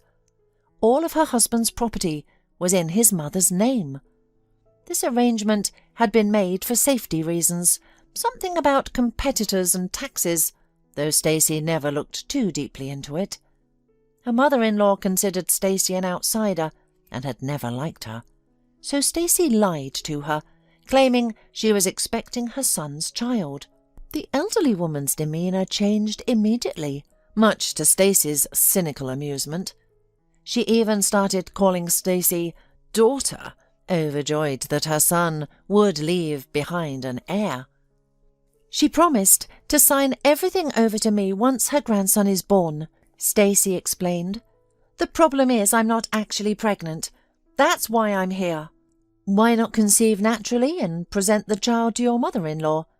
"What if he doesn't look like my husband?" "She's clever. She'll demand a DNA test. So I need IVF. They collected my husband's biomaterial before his treatment, when he was sick. So I have everything I need, and I'm going to have my husband's baby after his death. As creepy as that sounds." Indeed, it did sound creepy, Megan thought. She was reluctant to take this case, but Stacy offered a substantial reward if everything worked out, and Megan desperately needed the money for Abby, so she accepted. Stacy became pregnant on the 3rd attempt. It was their final chance. Megan had feared it wouldn't implant, meaning she'd lose Stacy's payment. But it succeeded. However, Stacy refused to follow medical recommendations. Megan sensed that the woman hated the baby inside her. Yet unborn, he restricted her favourite activities, travel and parties. "I feel like a bloated barrel," Stacy would complain to Megan. "I can't wait for him to be born. I'm so fed up."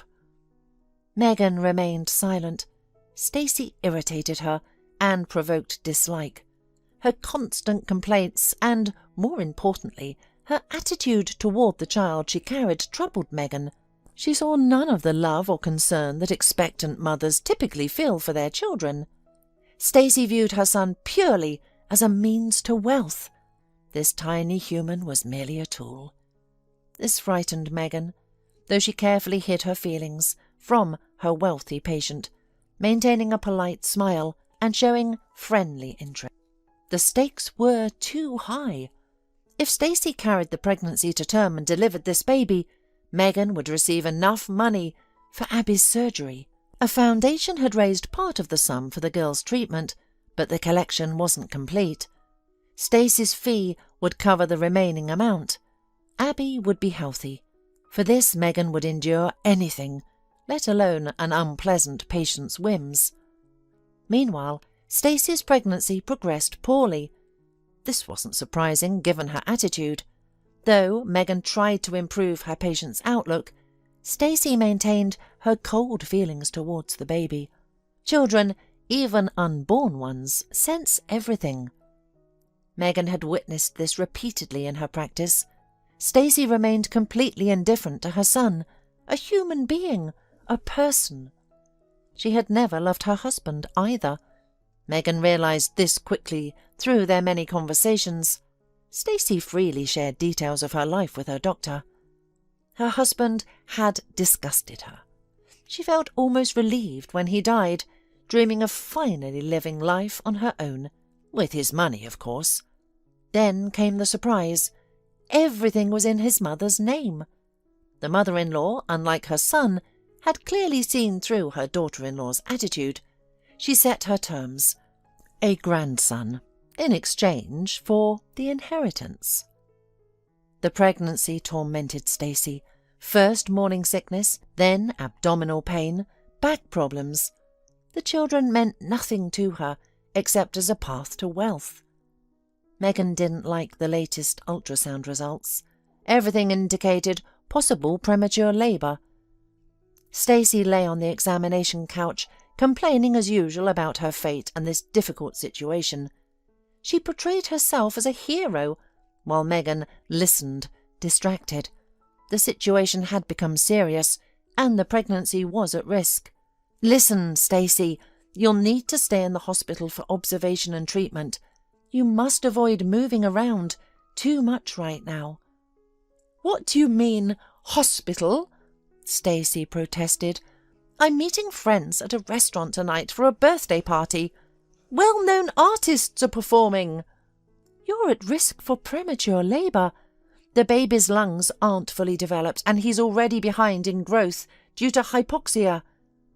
"You can't leave." Stacey stammered excuses, complained about her fate, and even blamed the child for deliberately causing trouble. Megan could barely contain herself, but she couldn't risk damaging her relationship with Stacey. She might withhold the agreed payment. They had an unofficial arrangement. Megan would receive a substantial bonus for concealing certain details about the pregnancy. She knew the risks, but also knew why she took them. She couldn't let her emotions ruin her daughter's future now. She was a professional, after all. When Megan next checked on Stacey several days after her hospital admission, she saw that despite her best efforts to maintain the pregnancy, complications arose. Labour began dangerously early. The experienced doctor knew that saving such a premature baby, especially in this condition, was unlikely. There was no way to stop the labour now. With that, her hopes for Abby's surgery vanished. It was all for nothing. The hours of Stacey's exhortation, the paperwork's shenanigans, and the colossal work to save this precious pregnancy. Anger and despair consumed Megan as she walked up to Stacey's labour room. Seeing the cranky patient in such a pitiful state, Megan felt pity for her for the first time. Pain, wild, merciless pain, was now twisting the woman in half. Most likely, all these efforts were in vain. Stacey's baby would unlikely survive, but it was better for Stacey not to know that yet. Megan examined Stacey, calmly instructing her what to do and how to behave. The woman, surprisingly, obeyed without protest. Megan watched as her plans and hopes crumbled. Tears welled in her eyes. How else could she help her daughter? What could she do? Where would she get the money? Just the other day, Abby had another attack in the intensive care unit, despite the heavy drugs. The medication wasn't working anymore. Surgery was urgently needed. Megan had hoped They just needed to wait another month or so. Stacy's child would be born. She would get the money, pay for the operation. But now, what was left to wait for? A miracle, as Abby's doctor had suggested. "Are you crying?"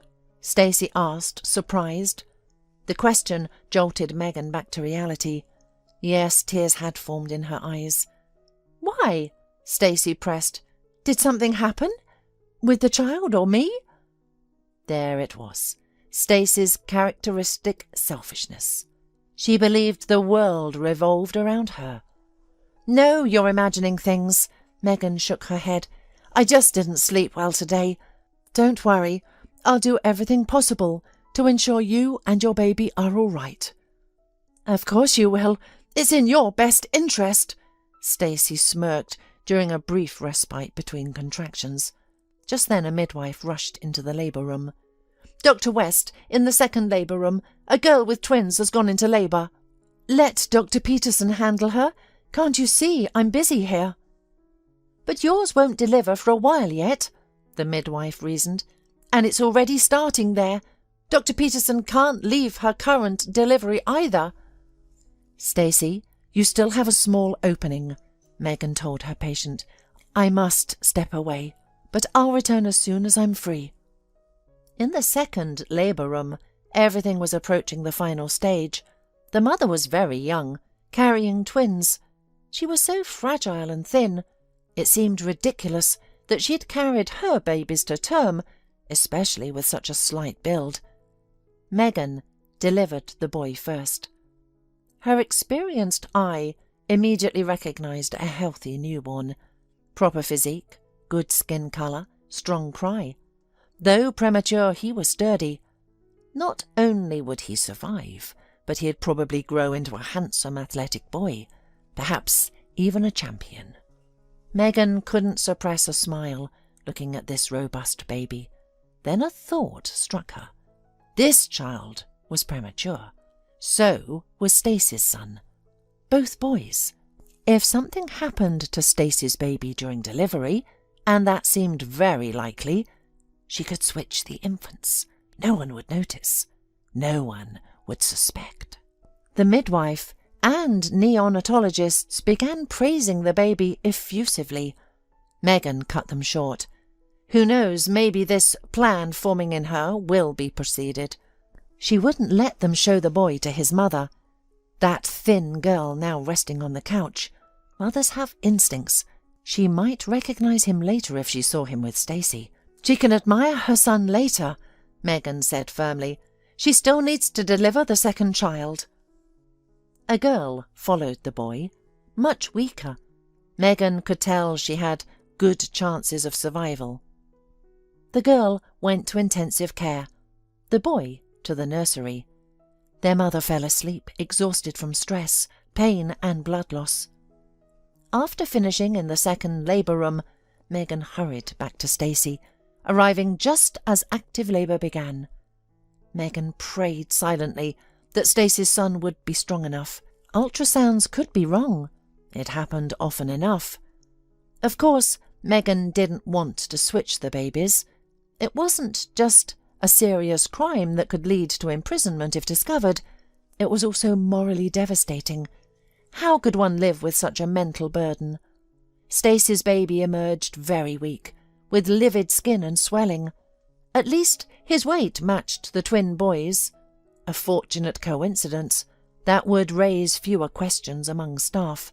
Megan could see the infant was unlikely to survive. He seemed too weak-willed, as if refusing to stay in this world. No wonder.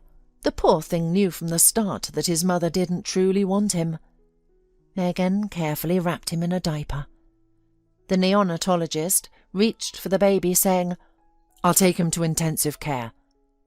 Megan shook her head. "I'll handle this. Go to the third labour room. They need you there. The last ultrasound showed fetal abnormalities."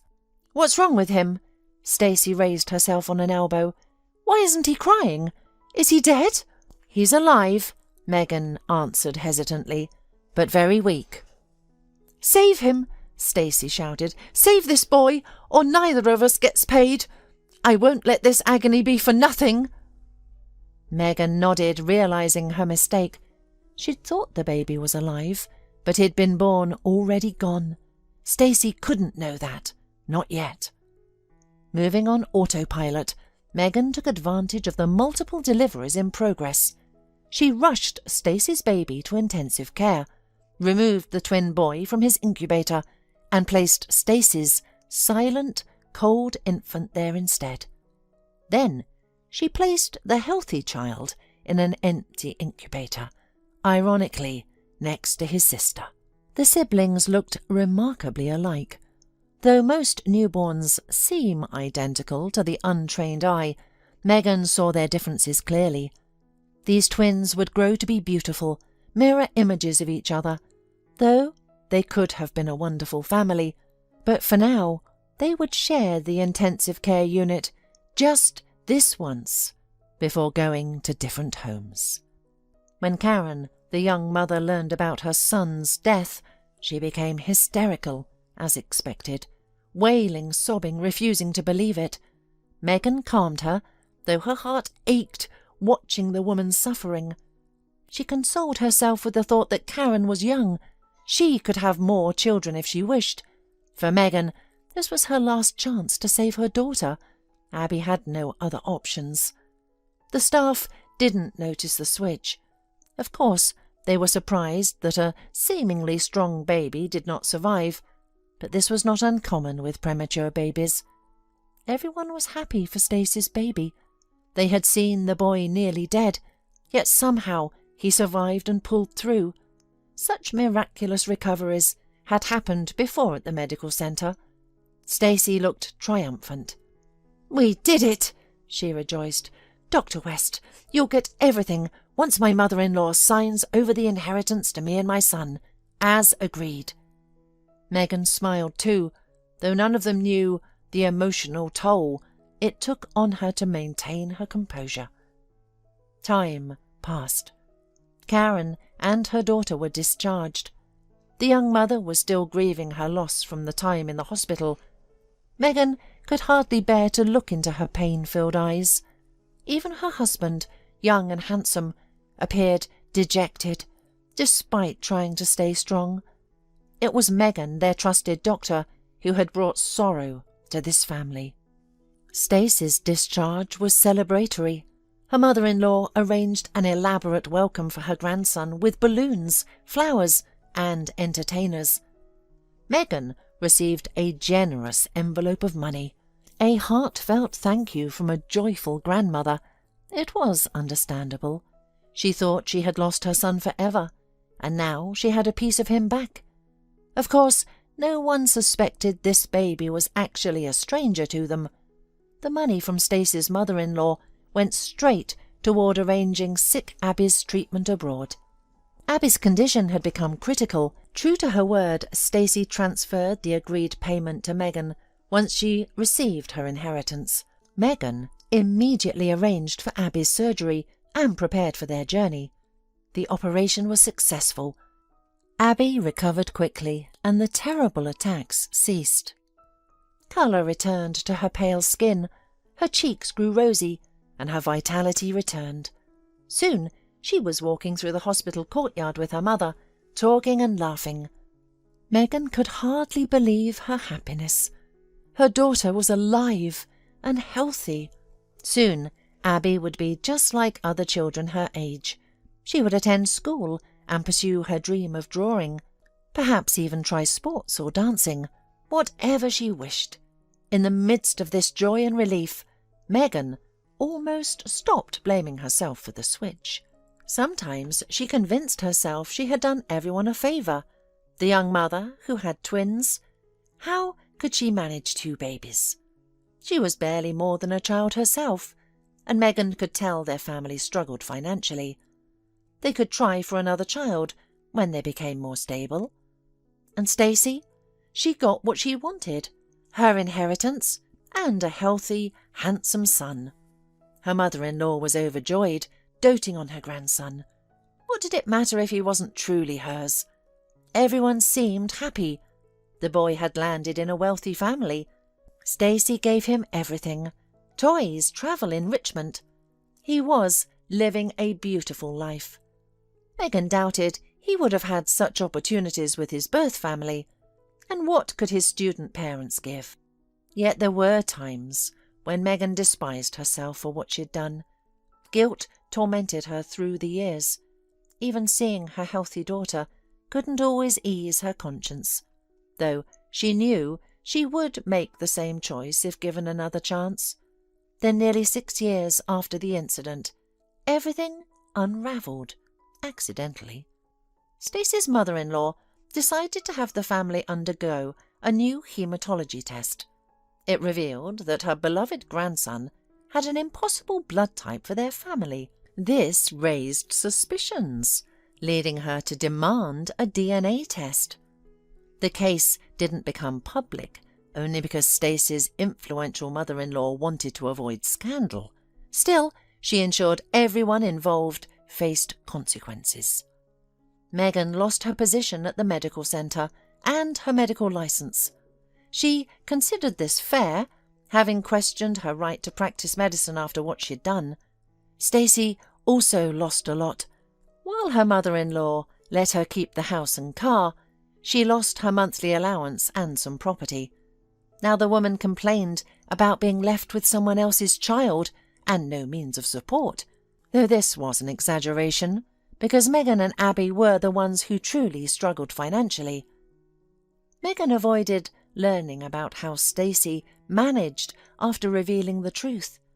She had accepted raising someone else's son. Had she accepted raising someone else's son? Had she found new income? Meghan preferred to distance herself from the whole situation. She found work as a store clerk, though sleep eluded her because of her remorse. Abby remained her only solace. Yes, money was tight, and Meghan carried moral anguish, but at least Abby was alive, healthy and free from those terrible attacks. Sometimes Meghan wanted to contact Stacey to check on her son's welfare, but always stopped herself. Firstly, Stacey's anger was justified. Perhaps Meghan should have confided in her back in the delivery room. Stacey might even have approved of the plan, desperate as she was for the inheritance. Knowing the truth about the baby's origins could have prevented the haematology test revelation. Secondly, Meghan feared learning bad news about the boy. She couldn't bear more guilt. Her burden was already too heavy. She needed to focus on surviving for Abby's sake. Everything was for Abby now. Karen, Haley and Arthur sat in a cafe. The boys chatted, smiling and swinging their feet in sync. Karen marvelled at their resemblance and the invisible bond between them. Finally, she decided to ask some clarifying questions. "Arthur, where are your parents?" "I only have a mother," the boy replied, his mood darkening. "But she doesn't love me." Karen's heart squeezed with pity for the child. There was so much confidence and pain in his words. "I don't know why she doesn't. I try so hard. I swam the best for her, got first place in swimming, and I get A's from preschool. She praises me, but she doesn't care. And now there's more. Now she's decided to put me in an orphanage." "What do you mean?" Karen was surprised. "Just like that. She thought I didn't hear anything, but I heard her talking to them on the phone. They were supposed to come and get me. That's why I ran away." "So you ran away from home?" "Yeah, so they wouldn't put me in an orphanage. I know it's bad there. Everyone fights. The teachers hit. I've seen it in movies and cartoons. I don't want to go there. I don't want to be beaten." "Wait." Karen tried to calm the child down. "Why did you think that you would be sent to an orphanage? You must have misunderstood." "My mother never loved me," Arthur repeated stubbornly, staring at one point. "Sometimes I even think I'm not her own." "Why do you think that?" "We don't look anything alike, and I don't look like Dad. I've seen pictures of him, and mothers love their own children, but not me." Karen wanted to hug that poor boy. His voice held so much pain, so much resentment, so much misunderstanding. "And recently my grandmother has fallen out of love with me. I don't know why. She used to come to me all the time, give me presents. She used to take me with her. We'd go out, we'd travel. And then she cut me off." "It's strange." Haley joined the conversation. "It is strange," confirmed Karen. "Is this boy telling the truth, or is he deceiving, playing on their trust?" Karen knew that many children who run away from home have rich imaginations and the gift of persuasion. Maybe Arthur's like that. He appeals to pity, so they'll feed him, and then he disappears like a breeze. When he gets hungry again, he'll find another family and tell them his story. But what about this incredible resemblance? What about the dreams? Or maybe it's her wishful thinking. She still can't get over Adrian's death, so she sees her son in any boy who looks like him. Presumably similar. Karen didn't get a good look at her firstborn son. "We need additional information. Arthur, what are you going to do next?" Karen asked. "You can't just wander around like this all the time. What about school? And then you have to sleep somewhere, eat something. Maybe I should take you to your mum. I'll explain everything to her. She won't be angry, I promise. She's probably worried by now." "Not to her," the boy said tensely. It seemed that with one wrong move he would bolt. "She's going to put me in an orphanage, I heard. She thought I was small, didn't understand anything. My mum got a doctor to diagnose me like I was crazy. And then I'll be sent to a special orphanage for crazy people like me. I don't want to go there. I'm scared." Tears came to the boy's eyes. It was obvious that he was confused and frightened, and really did not know what to do. "It's horrible." Karen's hand flew to her heart. The words of a small child made her heart grow cold. "But isn't there any adult you can trust?" "There's no one. I used to think Grandma was such an adult, but she and Mum had a big fight and now Grandma won't even see me. I don't know why. I'm not the one who had a fight with her. Maybe my mum told her I was crazy and she believed it." "What about neighbours, acquaintances, teachers, coaches? You think they'd believe me?" Arthur grinned bitterly and maturely. Karen realised that the boy was right. She herself believed him, with difficulty because, well, he did tell some incredible stories.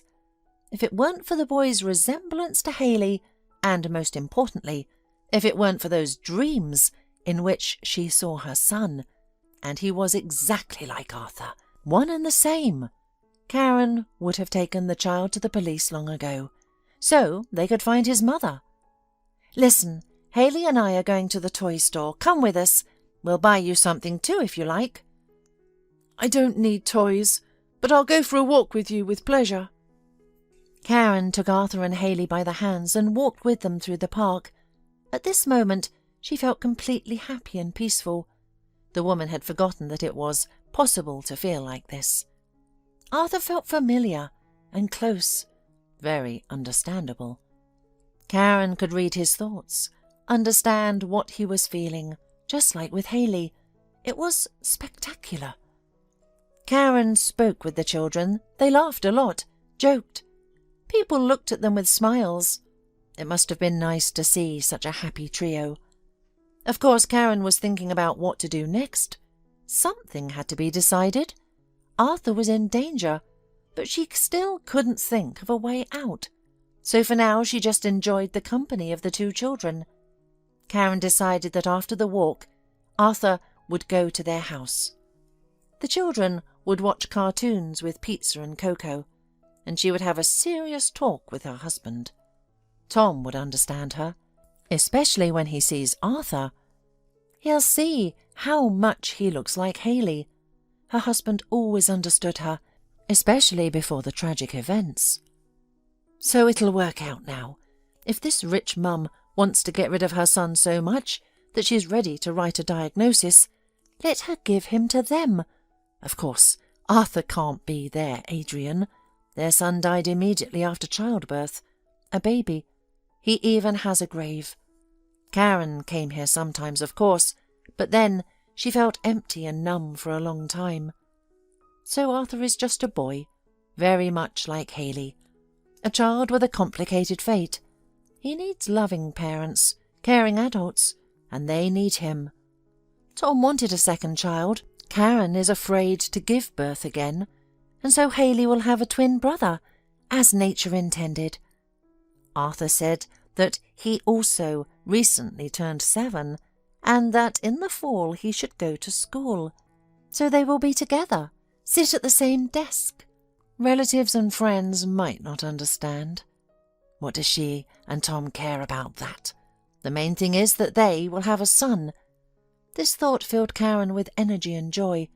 Only, of course, Karen realized that it was unlikely everything would be so easy for them. There's Arthur's mum. Perhaps she wasn't going to put the boy in an orphanage for sick children. Maybe the kid just misunderstood everything. And even if it was true, how do you go to the boy's mum and start a conversation? "Hello, I'm here about your unwanted and unloved son, whom you want to diagnose and put in an orphanage. Let's give him to us instead." Nonsense. The boy's mother won't even talk to her. "I'm thirsty," suddenly reminded Haley. "Mum, buy me a drink, and I'll buy Arthur one too." "Yes, I'm thirsty too," the boy modestly admitted. "Well, before the toy store, we'll go in the grocery store." Karen smiled at the children. She liked to feel like a mother of 2, a boy and a girl. They entered the grocery store. Arthur chose water for himself, Haley a lemonade. There was no line. The woman behind the cash register scrutinized the trio. She reminded Karen of someone. Nature had blessed her with an excellent memory for faces, though the context of where she'd seen them usually escaped her. "Karen?" The cashier exhaled as she handed over bottles. Is this really you?" "Well, yes," Karen nodded. "My name is Karen. Do we know each other?" "Are these your kids?" "The boy. You found him after all, didn't you? God, I'm so happy. You have no idea." Tears glistened in the cashier's eyes, her lips trembling. Karen was completely bewildered. The children stared at the cashier in confusion. "I think you must have me confused with someone else," Karen said, shaking her head. She wished they could finish their shopping and leave. The saleswoman seemed odd, perhaps unstable. She was frightening the children. "Are they both your kids?" the cashier persisted. "Yes," Haley suddenly declared proudly. "We're twins." Karen understood her daughter's response. She, too, wanted people to see them as just that, a mother and her 2 children. "Karen, we need to talk. Why don't the kids play in the ball pit?" "I don't mind," chirped Haley. Arthur nodded quietly. The children, holding hands, ran towards the huge pool filled with colourful balls. The saleswoman stepped out from behind the register and approached Karen. "Let's sit on that bench over there. It's better for talking." "All right," Karen agreed, though understanding nothing. A cold, sticky fear crept into her stomach. Something about the cashier felt unsettling, despite her attractive appearance and friendly tone. "You didn't recognize me," the cashier stated as they settled onto the comfortable bench. "I'm the doctor who delivered your baby 7 years ago." "Ah!" Karen breathed. Now she remembered why the woman's face had seemed familiar. "All these years I've been tormented by what I did," Dr. West continued. "I kept remembering your eyes, black with grief. I thought about your baby. I'm so glad you found each other. I just wish I knew how it happened." "What do you mean? That boy is your son, isn't he?" "Actually, no," Karen admitted. "I met him on the street. The child was in a difficult situation, and honestly, I'm at a loss." "It's Arthur, isn't it?" said Dr. West. "I couldn't be mistaken. I've been monitoring Stacy's social networks all this time. I wanted to make sure the boy was all right. Yes, he said his name was Arthur, and his mother's name is Stacy, Karen confirmed. So you know him? You know his parents? Dr. West's knowledge was unsettling. Thoughts whirled through her head like startled birds. Karen had sensed immediately that Arthur wasn't a stranger to her, but it had been purely intuitive, and now here was Dr. West. Karen, I can't understand how Arthur ended up on the street. He's usually well cared for, and I'm even more amazed that you somehow found each other. If you knew how surprised I am by all this. I don't understand any of it. I'll tell you everything. I need to clear my conscience, and you need the truth. It's not an easy truth. It will change your whole family's life, but it can't stay hidden any longer. And Dr. West told Karen everything, about her daughter's illness, about the desperation that drove an otherwise honest person to commit a terrible act, about the babies being switched. Karen listened intently, hanging on every word. Indeed, her world was transforming before her eyes. It was scary, painful, and heart-rending, yet also joyful. Adrian was alive, healthy and beautiful. He was here, with her now. His name was Arthur now, but that was all right. It was a good name, like a king's. Arthur and Haley. You can sue me now, Dr. West said, lowering her eyes. I deserve it. I'm ready for it. My confession will help establish Arthur as your legal son. I'll tell them everything, exactly how it happened. I'll accept whatever punishment I deserve. My sister will take care of Abby. I've considered this possibility for a long time.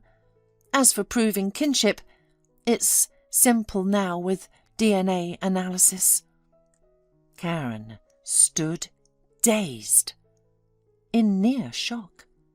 Yet somehow she felt joy. Tom and Arthur sat on the pier, their feet dangling in the water as they fished.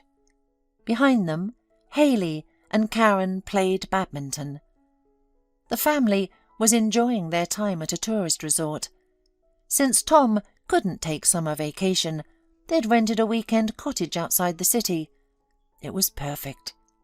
Arthur had joined their lives as if he'd always been there. By fall, the leading proceedings were complete, and Arthur officially became Karen and Tom's son. Dr. West avoided prison after Karen herself requested leniency for the doctor. Her petition succeeded. Surprisingly, Karen understood and forgave Dr. West. Yet this woman had caused her and her family tremendous pain. Arthur, too, bore his own trauma. Growing up with an unloving, rejecting woman had left its mark. Then came the orphanage incident. Stacy had already arranged for a false diagnosis. Unable and unwilling to raise someone else's child, she'd planned to start fresh, without the boy. She found she couldn't simply abandon him at an orphanage, but his medical condition would make it different. So Stacy took the familiar route, bribing doctor and paying off the right people. The clever boy pieced things together, from what he overheard and figured out the rest, leading to his escape. He knew once he entered that boarding house for sick children, there'd be no return. By fortune's grace, Arthur met Haley in the park, and everything worked out in the right way.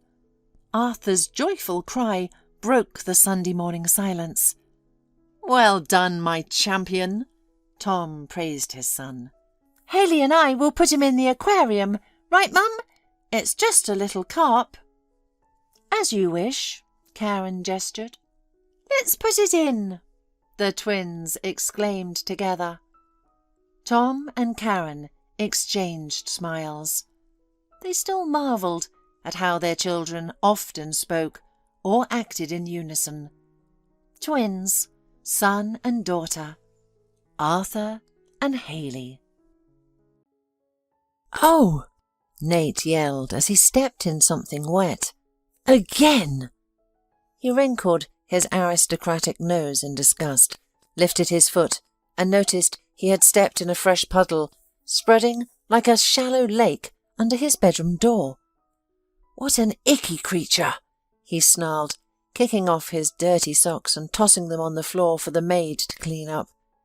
"It acts like it has 9 lives. Well, I'll show it a lesson. It'll remain with only 1 life, I'll make sure of that." The guy rushed to the first floor of the mansion, leaping over steps.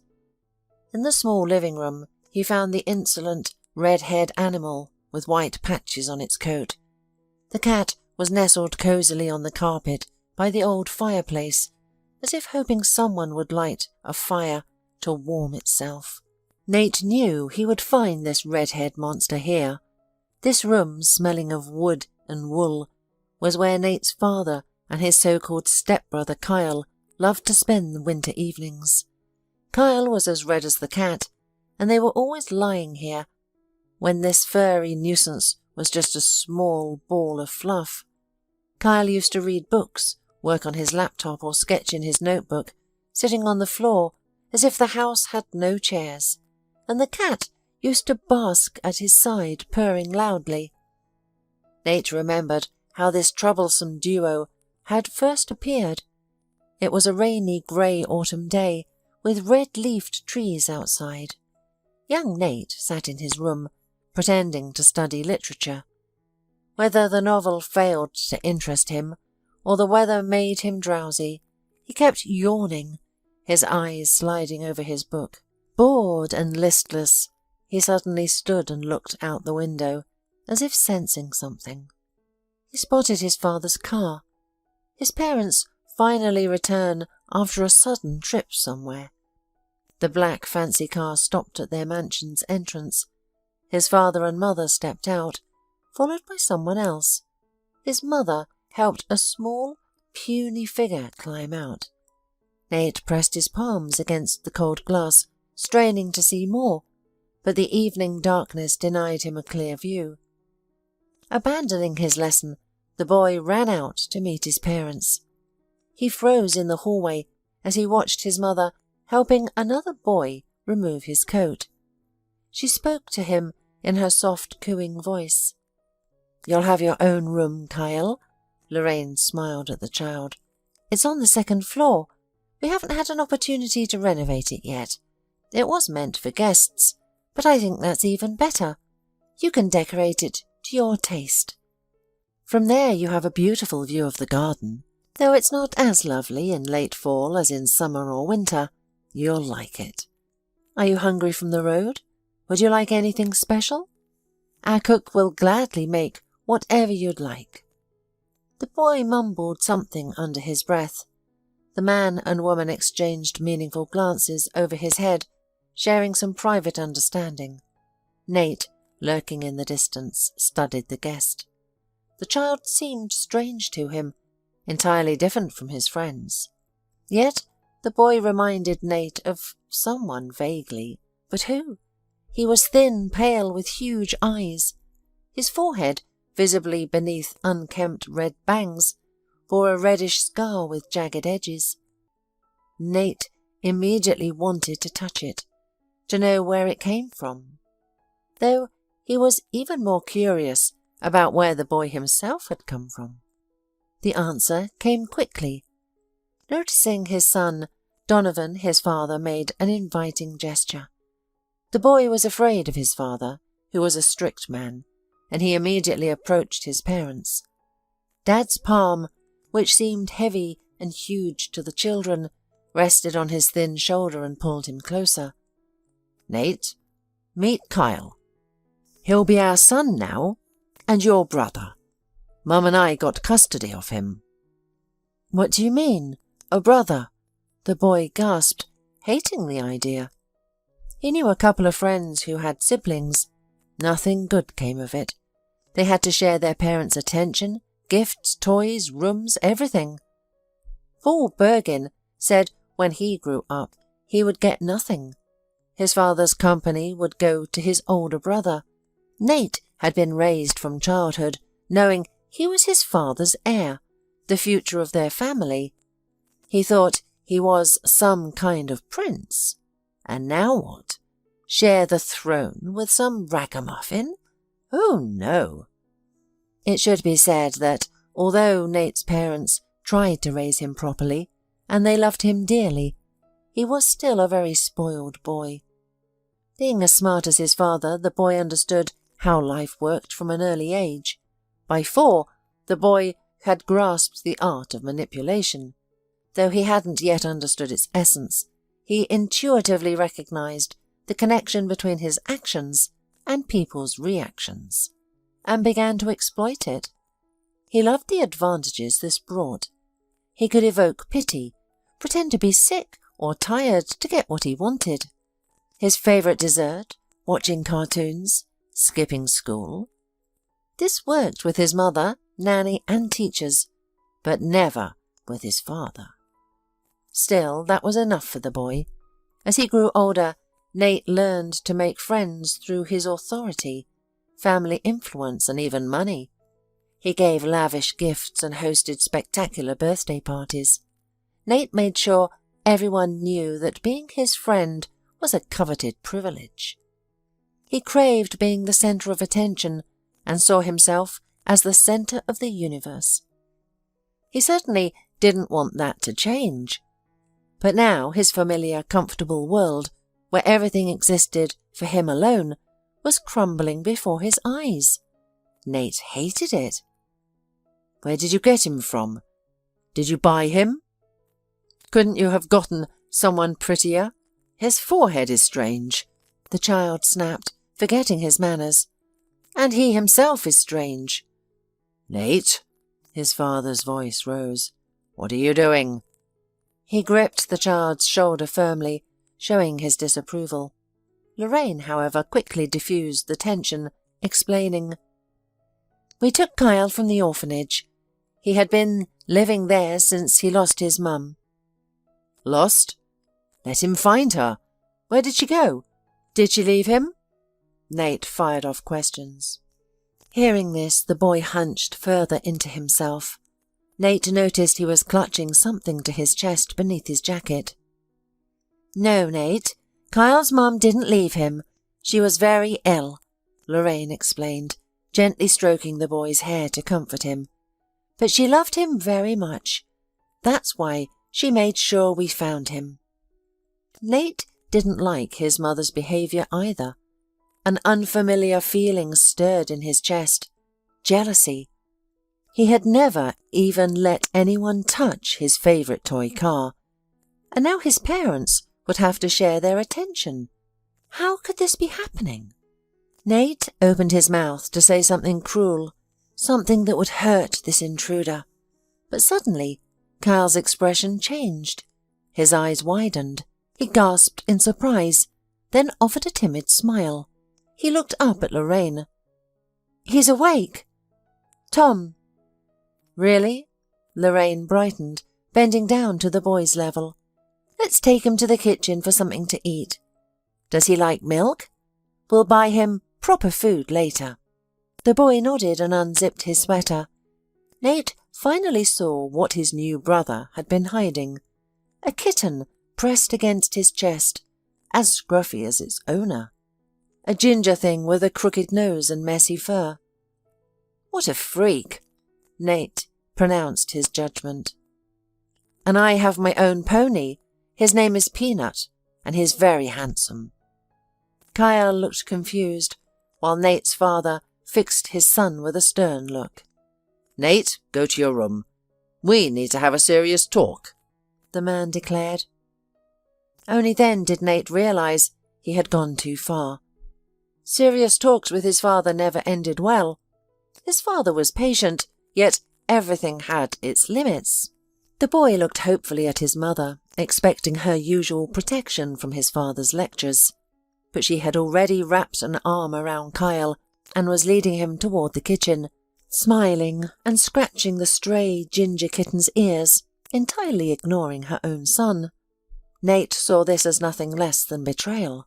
His father led him to the nursery and closed the door. To Nate's surprise, he didn't yell or scold. Instead, he gave his son a weary, stern look. "I'm asking you to be more tolerant and kind. You're not little anymore. You need to understand. You're fortunate, Nate, though you don't realize how much.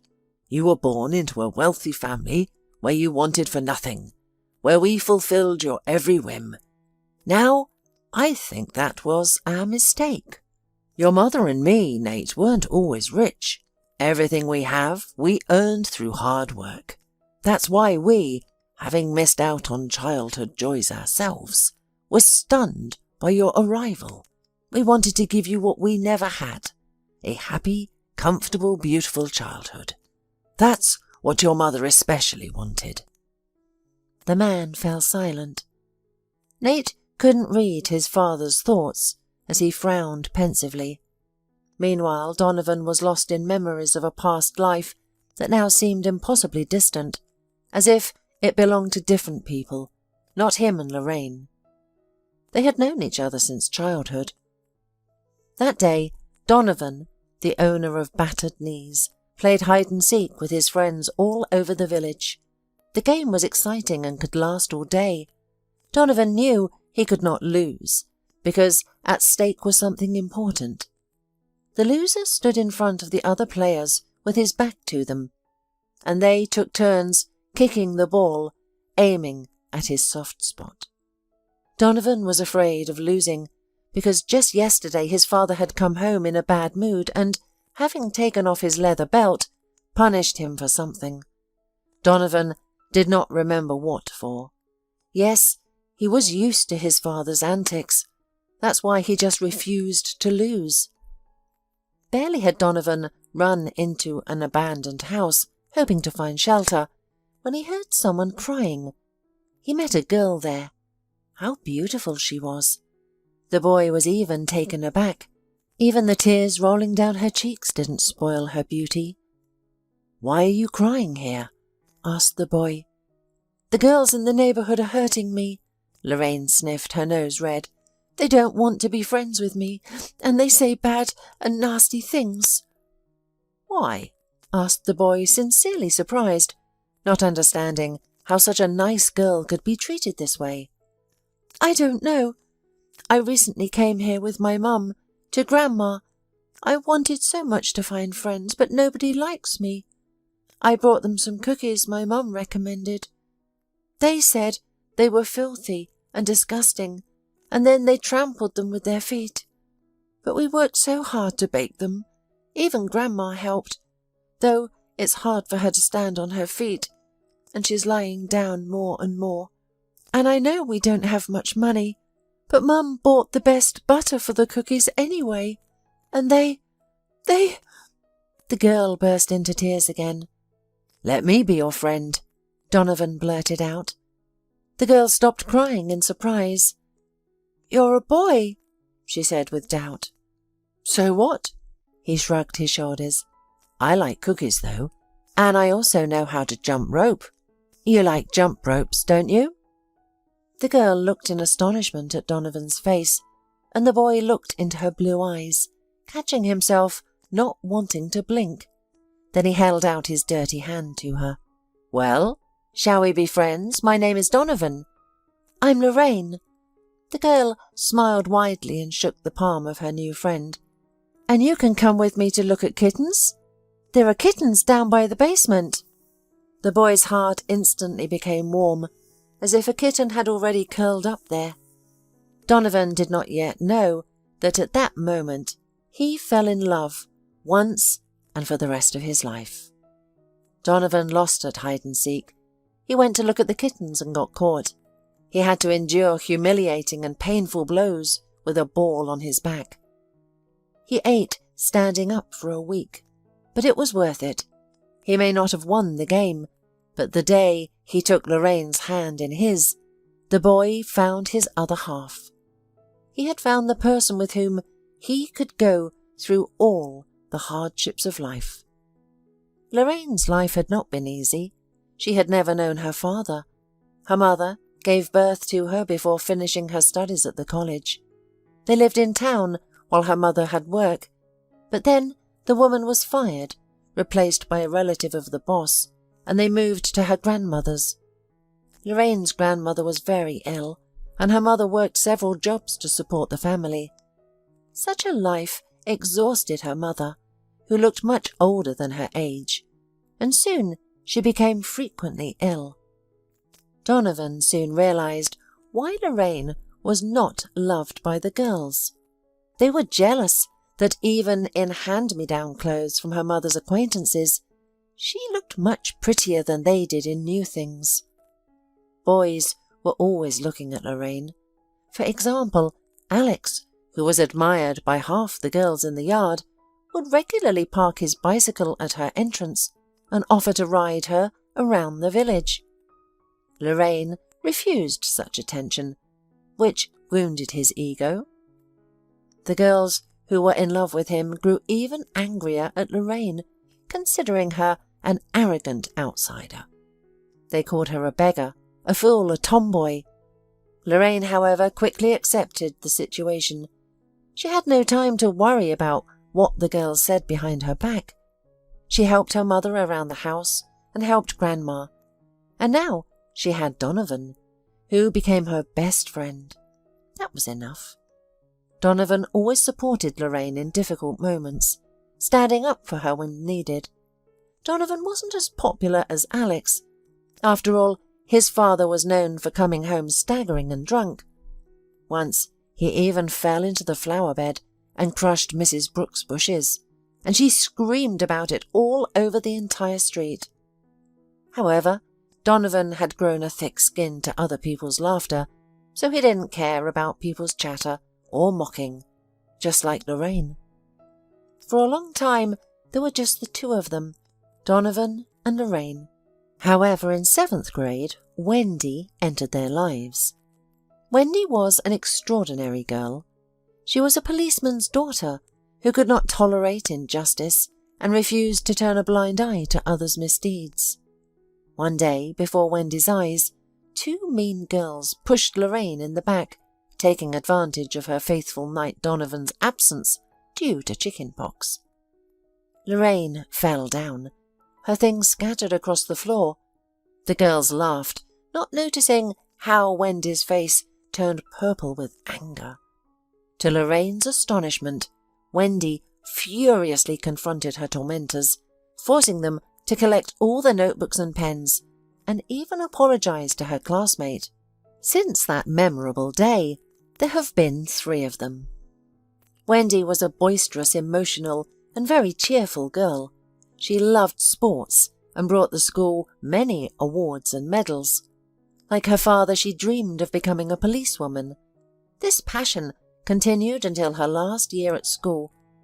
That pitiful day, during a lesson, a policeman came to the school. He and the principal entered their classroom.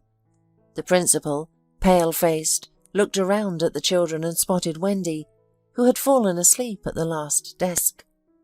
"Wendy, let's go." "Let's go, dear," she mumbled. Wendy was surprised to hear such a gentle tone from the usually angry and grumpy principal. The girl followed the woman and the man in uniform out of the classroom. She did not return. After the lessons, Donovan and Lorraine gathered their friends' things, took her backpack, and hurried to her apartment. Wendy's crying mother opened the door. "We brought Wendy's things. What happened?" Dinah gasped. "Thank you, darlings." She wiped her face with her palms. Wendy's in her room. Our daddy's gone today. He died in the service. You should go see her. She won't talk to me. She just lies on her bed, silent." Of course, Donovan and Lorraine tried to comfort their friend, but no words or hugs could help her. Wendy idolized her father. He was her hero, her role model. It was as if she had lost everything she believed in. When Donovan and Lorraine, devastated, left their classmate's house, Lorraine sat down on a bench and whispered, "But you know, Donovan, I was so jealous of her sometimes, that she had a good family, a father, a beautiful mum. Now I'm ashamed." Donovan sat next to Lorraine. It was no secret that these high school students had special feelings for each other, but they remained just friends, afraid of getting burned. They feared losing each other. Though Donovan increasingly showed his true feelings, Lorraine kept him at a distance. "I understand you. When I lost—" Donovan didn't continue. Lorraine nodded. She understood her friend perfectly. Donovan's father had died in the cold winter. Drunk, he had fallen asleep in a snowdrift and never woken up. "You know, when I lost my dad, I felt relieved, that's all. As awful as it was, it improved our life. My mum threw out all the bottles, opened the windows, even breathed better. She herself blossomed," admitted the boy. "And now looking at Wendy, I can't find the right words. I want to help, but there's no way. But she's strong, she'll cope. We'll be there to help." Lorraine leaned into Donovan's shoulder, swallowing hot tears. "I want my family to be different, complete, happy, for my children to have everything," she confessed her deepest wish. Donovan hugged her, pressed her close to his beating heart, and nodded. "It will be," he said, his tone making it sound like a promise. That day, as they sat silently on the bench, thinking about their friend and their own families, the young people realized how close they truly were. Sadly, they couldn't support Wendy for long. After her husband's death, her mother took her daughter and returned to their hometown, not even letting her finish her last year of school. For some time, the young people still corresponded. In one of her last letters, Wendy confessed to Donovan what she was ashamed of. "I was madly in love with you. I knew that you loved Lorraine. Everyone knew and saw it. And I also knew that Lorraine was too kind and wonderful. So I did the meanest thing. I told her how I felt about you, knowing she wouldn't date you to avoid hurting me. Now I'm filled with guilt. I think you two are meant for each other. Though I love you very much, I hope you will be happy." After that, Wendy stopped answering her friend's letters. Donovan gave up first, while Lorraine continued writing to her friend for much longer. She even invited Wendy to their wedding 5 years later. Lorraine searched for her friend on social networks when more years had passed, but unsuccessfully. And recently, Wendy found her on her own. The woman wrote to Lorraine, saying that she had only a short time left. She was ill and worried about her son, who would be left alone. "I have no one else to ask for help," Wendy confessed in hurried, choppy handwriting. "I realize how selfish it is to let you know about me only now. I know that you and Donovan are married. I read about you in the newspaper. You have your own business, a young son, a beautiful home. Maybe there's a corner in it for Kyle. Of course, I'm doing a bad thing by relying on your kindness, Lorraine, but I can't do otherwise. Kyle never knew his father. My husband died when he was still a baby, and now my little boy is going to lose his mother. I'm afraid for him, Lorraine. I beg you to save my boy." Lorraine cried as she read her school friend's letter. Sadly, the letter had taken too long to reach her, and she and Donovan couldn't say goodbye to Wendy. When they learned about their friend's final days, they were horrified. Their lives had taken such different paths. Donovan and Lorraine had attended the same economics college and started dating. After graduation, Donovan served in the army while Lorraine waited for him, and then they got married. Despite losing loved ones, they stayed together, building a successful trading company from scratch. Wendy, who had once shown such promise, seemed to have lost her way. She gave up her dream of becoming a police officer because her mother protested. "What are you doing? Do you want to end up like your father?" she scolded. Instead, Wendy enrolled in history, but she struggled to stay interested. As her mother cycled through relationships, Wendy grew weary and moved in with a friend. She began living recklessly, dropped out of school, and took a job as a waitress at a nightclub. There she met Eric, a DJ. Though not a bad person, after their wedding he developed a gambling problem and fell into debt. They would fight and separate, only to reconcile again. Wendy, still in love, forgave his mistakes and borrowed money to cover his debts, hoping he would change.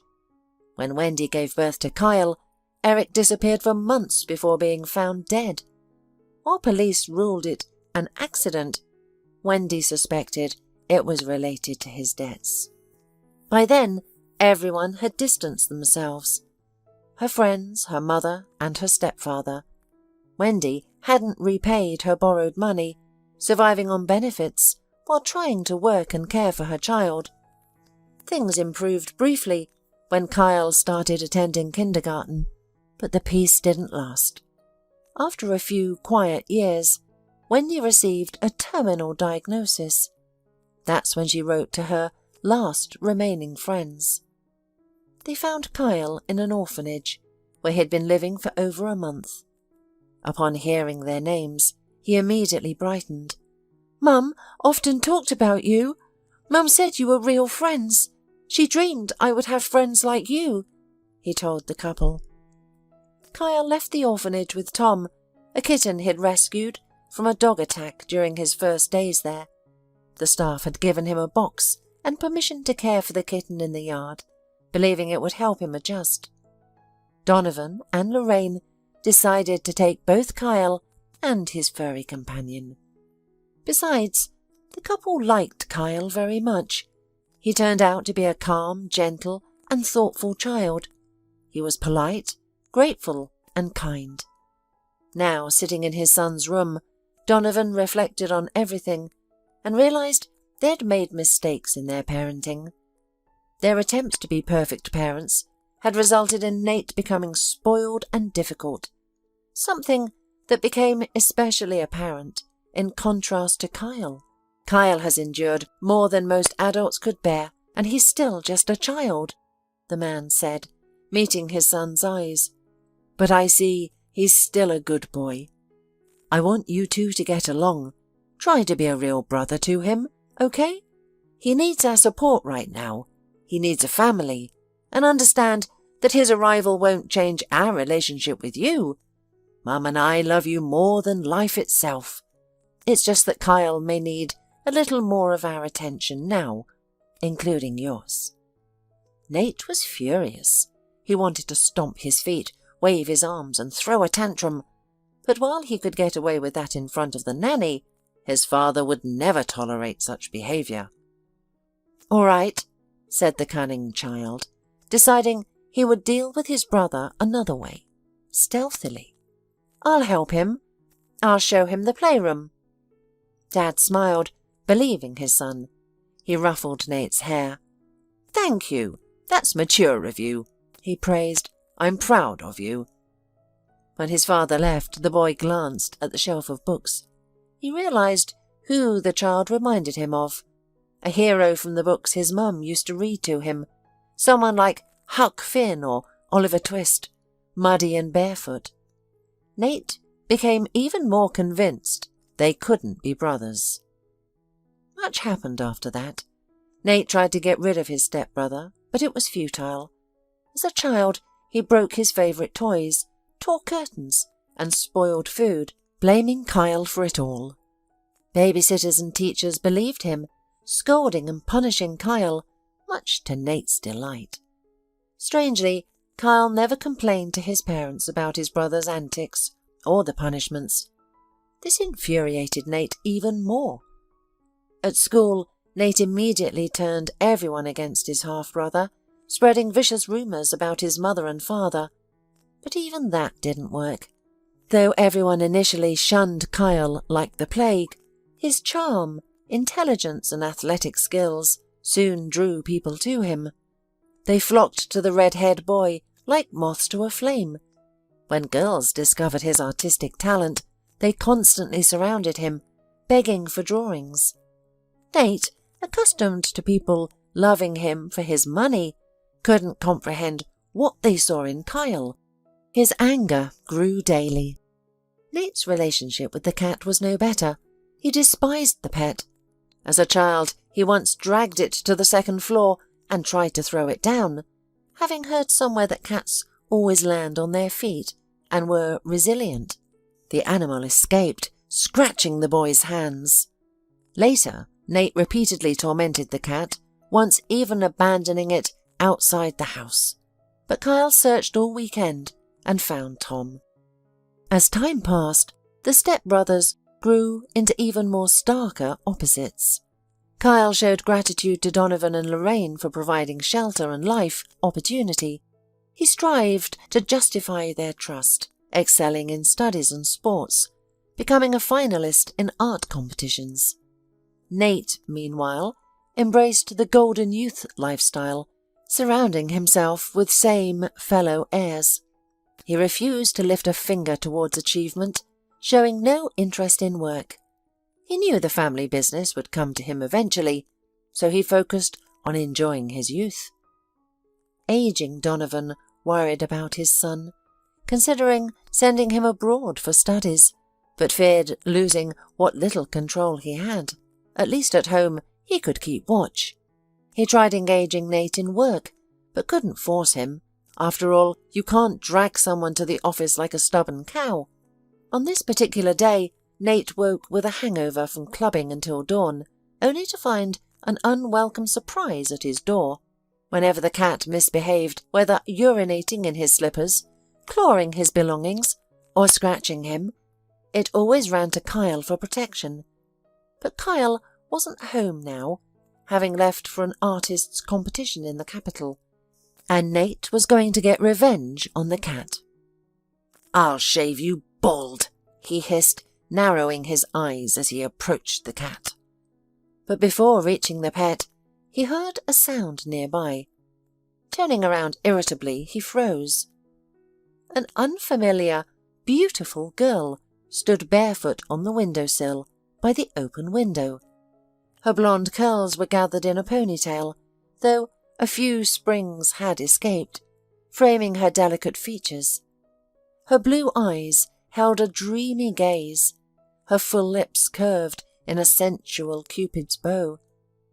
A beauty mark graced her right cheek, just like Marilyn Monroe's.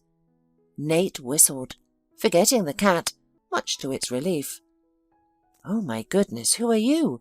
he whispered, and noticed the rag in her hands and cleaning supplies on the windowsill. "A maid? I've never seen you before." The girl nodded in embarrassment and hurriedly climbed down from the windowsill. "Hello, my name is Amelia. I got a job a while ago." "You're still so young," he remarked. "Why do you have to clean other people's houses?"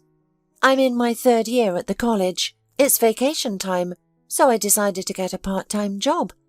At first I wanted to waitress at a restaurant, but the place was already taken. But your mother, Mrs. Slater, was having dinner there that day, so she invited me to join you." "It's a sin for a pretty girl like you to work as a cleaner," Nate grinned, shoving his hands into his pockets. "Can't your parents buy you new dresses so you can enjoy college life?" "I don't have parents. I lived in an orphanage," the girl admitted, looking away. "So that's it. Well, yes, that's the way of my parents. They adore hiding some orphan under their wings. You can ask my stepbrother," hummed the young man. The girl looked at him with genuine bewilderment. Something stirred in the guy's soul.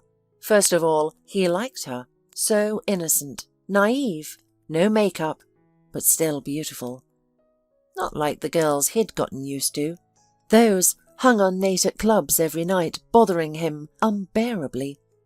But he had never had such a girl in his collection. And the fact that she was an orphan, like Kyle, made something inside Nate's head swell. He could never get to Kyle, so why not play with another orphan? "You know what, Amelia?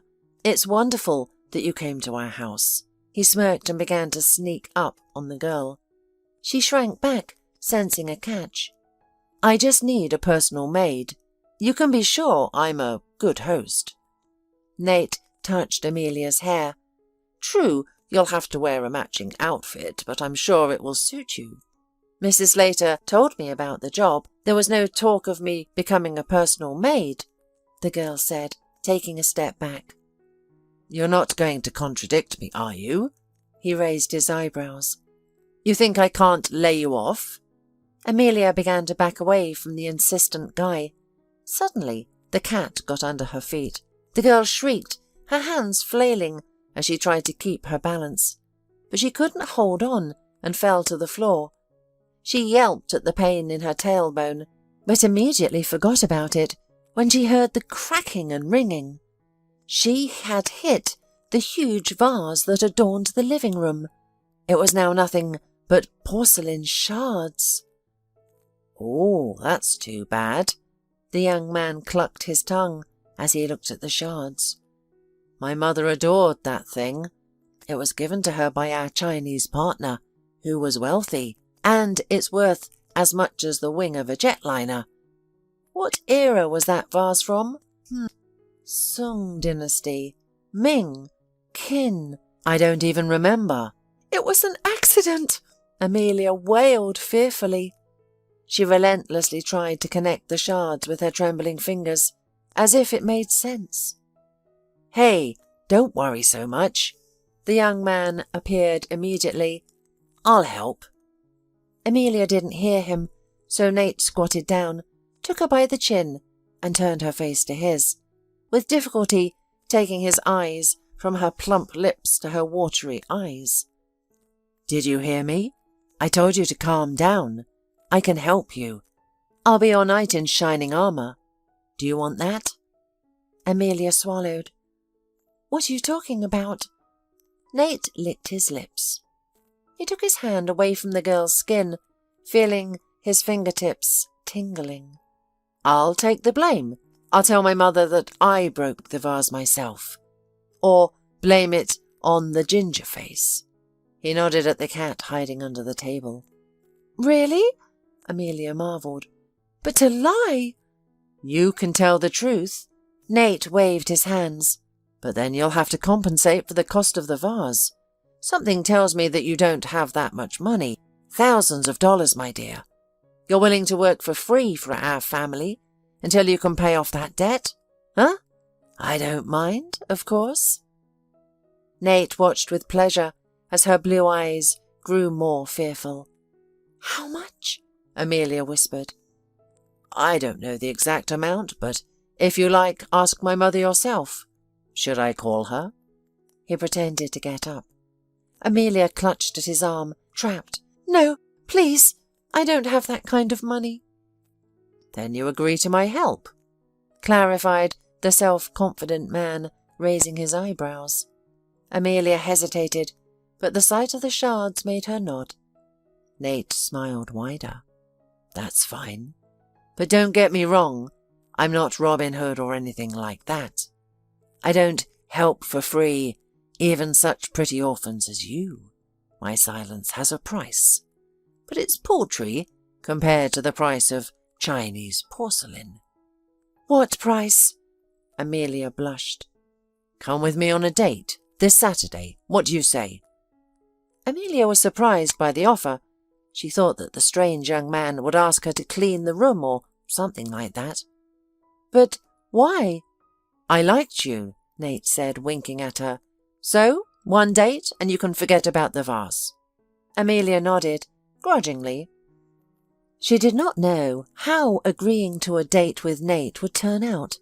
For the rest of the week, Amelia kept expecting Mrs. Slater to call her in and accuse her of breaking the vase. But Nate must have kept his word. Amelia faced no consequences. She wasn't even fired. On Saturday, Amelia found a dress and shoes in her room, along with a letter from Nate. In it, he called her a doll worthy of the finest outfit and expressed how much he looked forward to meeting her. Amelia put on the gifted outfit and marvelled at her reflection. She looked like a French maid in a black dress with white ruffles. Amelia almost took off the dress, but thought better of it. "Nothing. You'll get through this once," the girl convinced herself. Nate took her to the club to meet his friends. Amelia stoically endured all the rich boys' cruel jokes at her expense. They asked if she wanted to wipe drink stains from the table or wear a maid's costume like the go-go dancers and perform for them in a private room for money. She refused every drink Nate offered. "Fine, if you don't want cocktails, then drink juice," he insisted, forcing a glass into Amelia's hands. Had Amelia been more experienced with clubs, she would have been more careful. The loud music hammered her head, hookah smoke choked her, and strobe lights blinded her eyes. She drank the juice in one gulp, unaware that Nate's friends had added something cheering in it. While such stuff might only have an entertaining effect on those used to them, Amelia quickly became ill. She leaned her head against her date's shoulder. "I feel sick. I can't feel my limbs, and my heart is racing," she whispered in his ear. Nate smiled predatorily. "Shall I take you home?" he offered, and she nodded. Amelia had no memory of arriving at the mansion. Inside was silent. Lorraine and Donovan had left for a business meeting, and all the staff were away for the weekend. She and Nate were alone. He pulled her into the living room without bothering to turn on the lights. In her dazed state, Amelia didn't immediately realize Nate had started kissing her and putting his hands where they shouldn't be. She pushed him away with unsteady hands, stumbling backward. "What are you doing?" "Ending our date," he drawled. "What did you expect? A Chinese vase is worth just one night at the club? No, sweetheart, you'll have to do better than that. Didn't you realize?" Amelia shook her head as nausea overwhelmed her. "No, no," she whispered. "Don't you understand? I'm tired of playing games with you. Any girl at the club would have been happy to leave with me, but I chose you." He unzipped his fly. "Come on, pay up." Amelia, barely comprehending what was happening, began to cry. Suddenly Tom appeared and hissed at Nate. "Furry trash!" Nate shouted, kicking the cat.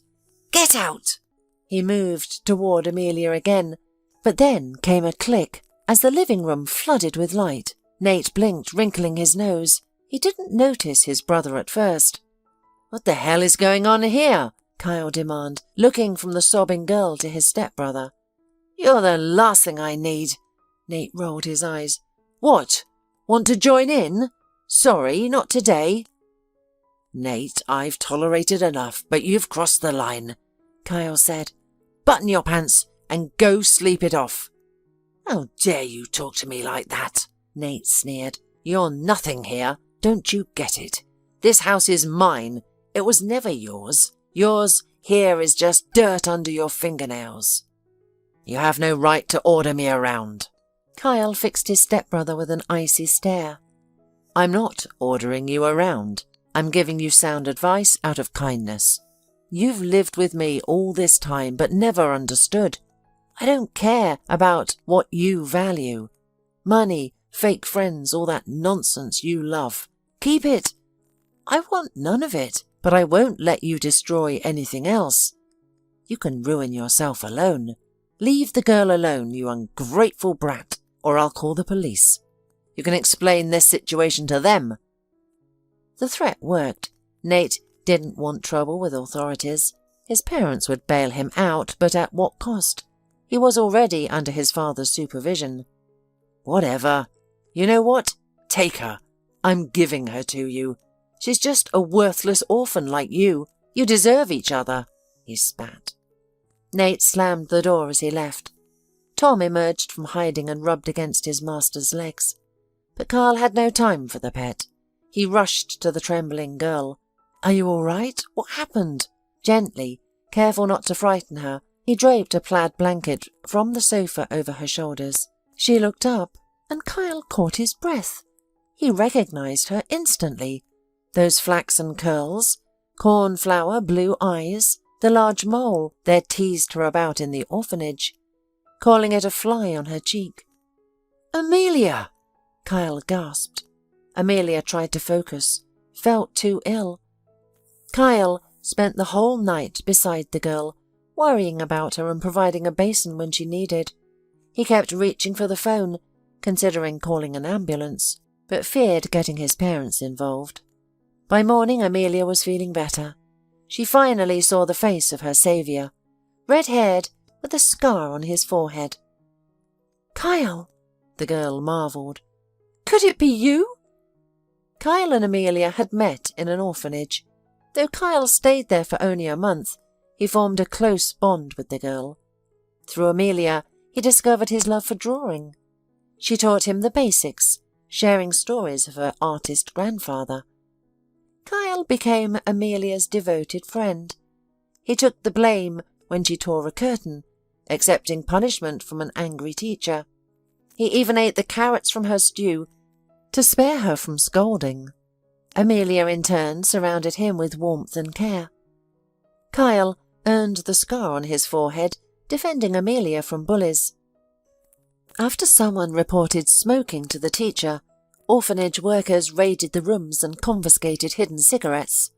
Amelia, who had been seen near the teacher, was blamed for telling, and the children began taunting her as a snitch. During the ensuing scuffle, as Kyle stood up for her, he was pushed and injured. However, his stay in the hospital somehow put an end to the bullying. Amelia worried deeply about her friend, but he simply smiled, content to have protected her. When Kyle's foster parents came for him, he wanted to ask them to take Amelia too, but she firmly refused. "Don't you dare! What if they change their mind about taking you? Be good and obedient. You'd better ask them to take Tom. I can't protect him from the older boys," she insisted. Kyle followed her wishes, though thoughts of Amelia haunted him afterward. Her face would sometimes appear in his artwork. Despite trying to find Amelia when he grew up, he couldn't locate her. And now they found themselves in the same house. Kyle knew he wouldn't let her go this time. When he found out what had happened to her, he became angry. "That vase is worthless," he told Amelia. "Nate always does this. He broke things as a child and blamed others or made them feel guilty. But he won't get away with it anymore." "Don't fight over me," she shook her head. "I just want to forget about it." Though Kyle was furious, Amelia looked at his faded scar and knew that revenge wasn't worth it. She was simply happy to have found her childhood friend again. It seemed Nate would escape consequences, but he didn't suspect that Kyle hadn't forgiven him. While Kyle could forgive his brother's mistreatment of himself and tried to understand his feelings, he couldn't tolerate anyone hurting those close to him. Being the kind, sensitive man he was, Kyle wouldn't resort to violence or upset his foster parents, who loved even their difficult son. Instead, he devised a plan and involved his father. Donovan summoned Nate to his office and delivered the news. "I'm giving control of the business to someone more worthy, who has proven himself. To Kyle. You'll receive a modest sum, enough for a year. You can spend it, invest it in stocks or business, whatever you choose, but I'm done babysitting you." Nate was stunned, first disbelieving, then shocked. All his life he'd expected a bright future, but suddenly his world darkened. After that conversation, sitting alone in his room, Nate heard a knock on the door. It was Kyle. "I don't want the trading company. You know I'm interested in art," Kyle said. "I can help you, but you'll need to prove to Father that you're worthy to be his heir." "Why should I trust you?" Nate snapped. "Because we're brothers," Kyle grinned. "Whether you like it or not." Kyle extended his hand. After hesitating, Nate took it. Their first brotherly handshake. Better late than never. Change didn't come quickly for Nate, but he worked on himself with his family's support. Eventually, he developed a genuine interest in business, becoming first Donovan's right-hand man and later inheriting the company. His parents' joy only grew when he found a wonderful bride. Amelia and Kyle married a few years later. He became an artist and gallery owner, while Amelia helped manage exhibitions and discover young talents worldwide. Though Kyle and Nate never became best friends, they remained brothers, whether they liked it or not. And brothers know how to forgive, support, and give chances. Many chances, if needed. Robin counted the money left over from her recently received salary and sighed dejectedly. Not much. How could a librarian who was raising her son alone have much money? Although maybe all this would not be so critical if it were not for the treatment. Robin has had heart problems for a long time. Doctors have said many times that surgery would make a huge difference, and she would be almost completely healthy. But in every situation there's a but, and in Robin's case it's understandable. Money. Quotas for surgery can wait as long as you want because there are people with much more serious problems. But to pay for it was out of the question. Her salary was barely enough for medicine. Those pennies that she managed to save before the paycheck melted with unstoppable force. After all, among other things, it was necessary to support herself and the child. And Robin was completely alone. There was not only no husband, but also no parents. She grew up in an orphanage. She did not know how to complain and ask, but people around her saw how difficult their lives were. The library staff sometimes shrugged their shoulders in confusion when they saw her shivering in a light jacket in the cold, walking in the spring with wet feet in shoes that should have been thrown out long ago. They saw that she went to work for the 3rd year in the same suit. But what could you do? Because of her illness, she could not even get a job elsewhere. At one time, she tried to take a part-time job as a cleaner. She got the position, but could only hold it for a month. She didn't have the strength to fumble with buckets, climbing the shelves, wiping the dust. She had to give it up. I don't understand, Robin. Since you have a child, you had a man, no matter what. Can't you just file for alimony? Well, at least you'd get a few extra pennies, said the head of the library to her once. Yes, there was indeed a man, and not just anyone but her beloved. But what is left of that love now? Only memory, and Leo. For her son, of course, Robin was grateful to Trevor, as well as for love. She was grateful for the happiness that lasted for such a short time, but there was no one to blame. What did she count on? An orphanage fool, a student of the library school, when she got together with a guy from a rich family. It's very rare that such connections turn out to be strong and lead to a happy marriage, so she had to face betrayal. No, Robin did not want to think that way about her lover. At first, yes, she did. It was when his father met her on the street and told her not to torment his son's head and not interfere with happiness. Trevor has a great future, understand? He has a bride, a beautiful girl with whom they will be happy. He continues to date you only out of pity. He got carried away at some point, and now he doesn't know how to leave you. He told me and his mother that. He almost cried. He doesn't need you, but he doesn't dare to break up. He says you're so intrusive that you almost threaten to ruin yourself, but I am sure you're a sensible girl and will do the right thing. Yes, of course, whispered Robin with frozen lips, but still she had some hope. He himself said that he loved me, that we would marry. Well, I am explaining it to you out of pity, purely out of pity. You are an orphan, you will work in the library, and he has to start his own business. Well, think about it. What kind of bride are you to him? All crickets know their place, remember? Well, there you go. So here's what I propose. You're just about to start your summer vacation. I've booked for you a trip to a very nice place on the seaside. It's wonderful nature. You'll definitely meet someone. Well, someone much more suitable for you. Don't say anything to Trevor, just go away. When you come back, everything will be forgotten. Thank you, I don't need it, retreated the girl from the voucher held out to her. But her lover's father insisted. No, you don't understand. If you do not leave, you will meet again, whining, crying, threatening, and as a result, Trevor will have nothing else to do but continue his torturous relationship. If you have any feelings for him, take the trip and go, okay? If you don't care about Trevor, at least think about yourself.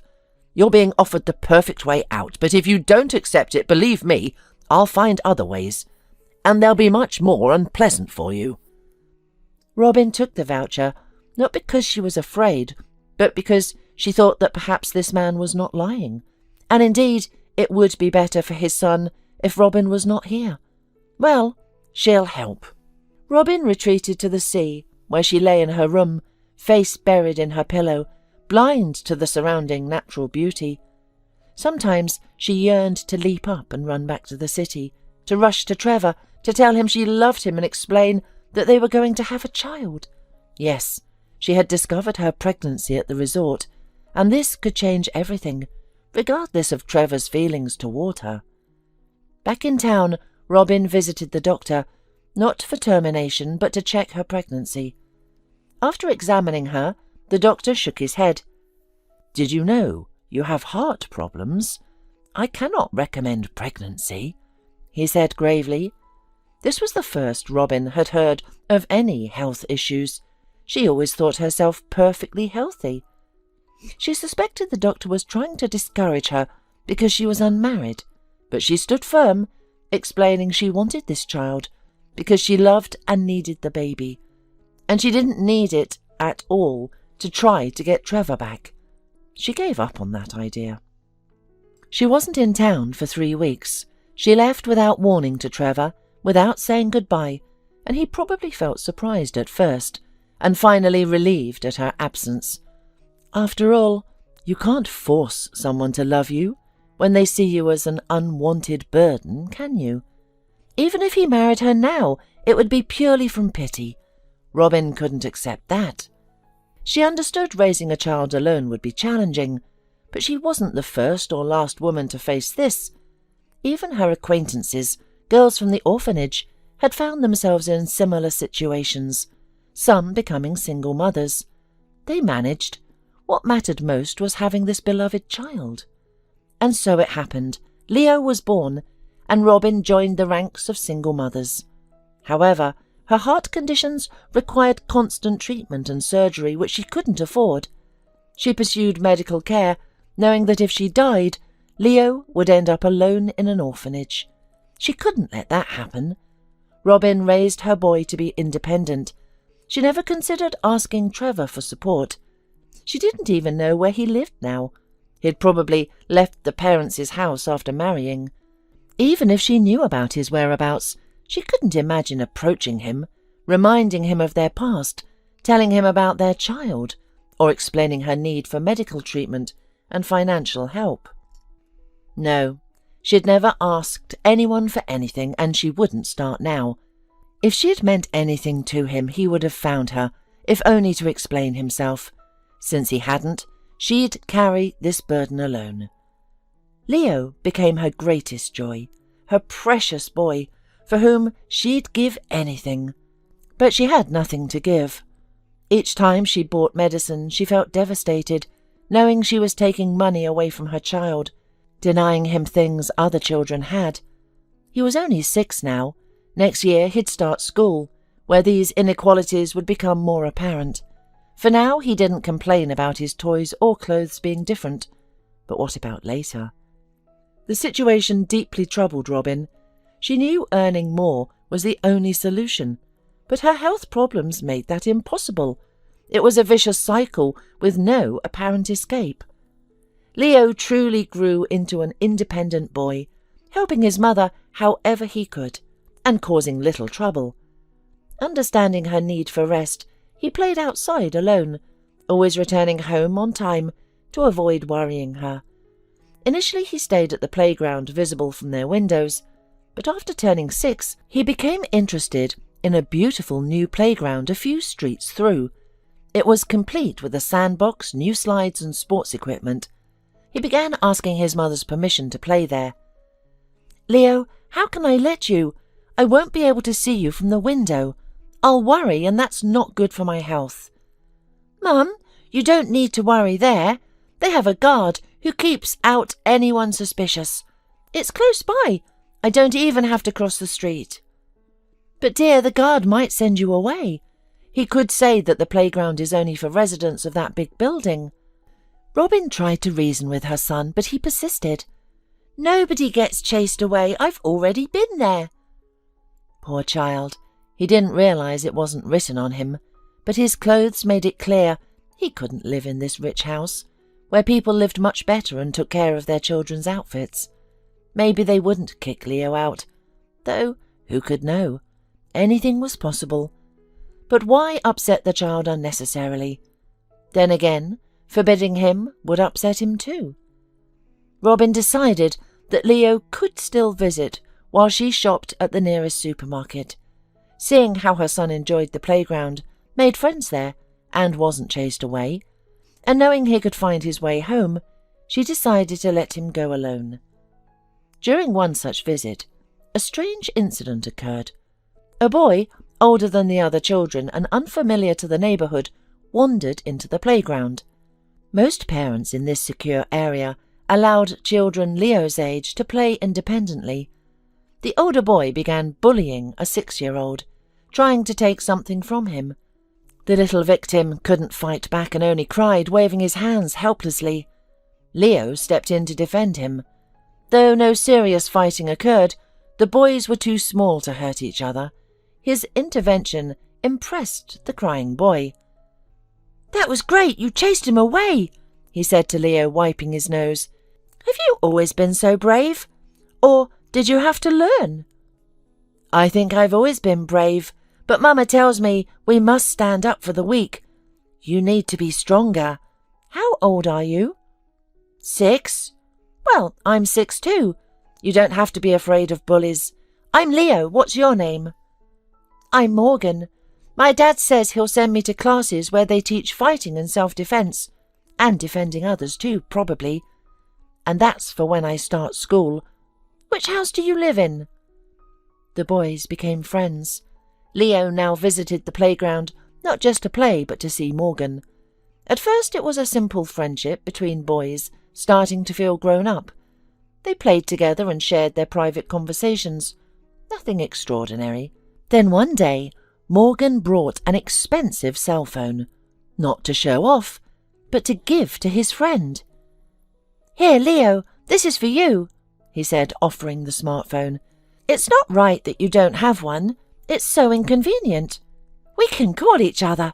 My number's already saved. Look." "Thank you, but it's costly. Mum said she'd buy me one when I start school. I don't want to cause trouble with your parents." "No, Dad bought himself a new one. This one's just sitting around. He always does this. Gets a new model and gives me the old one. I already have a good phone. See?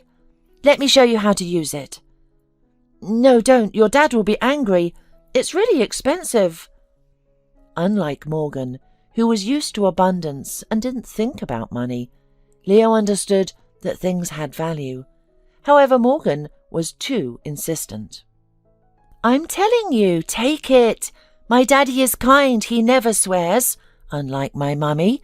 But she's not my real one," said Morgan. "What do you mean, not real?" Leo was surprised. "It's like this. Does your mum love you?" "Of course.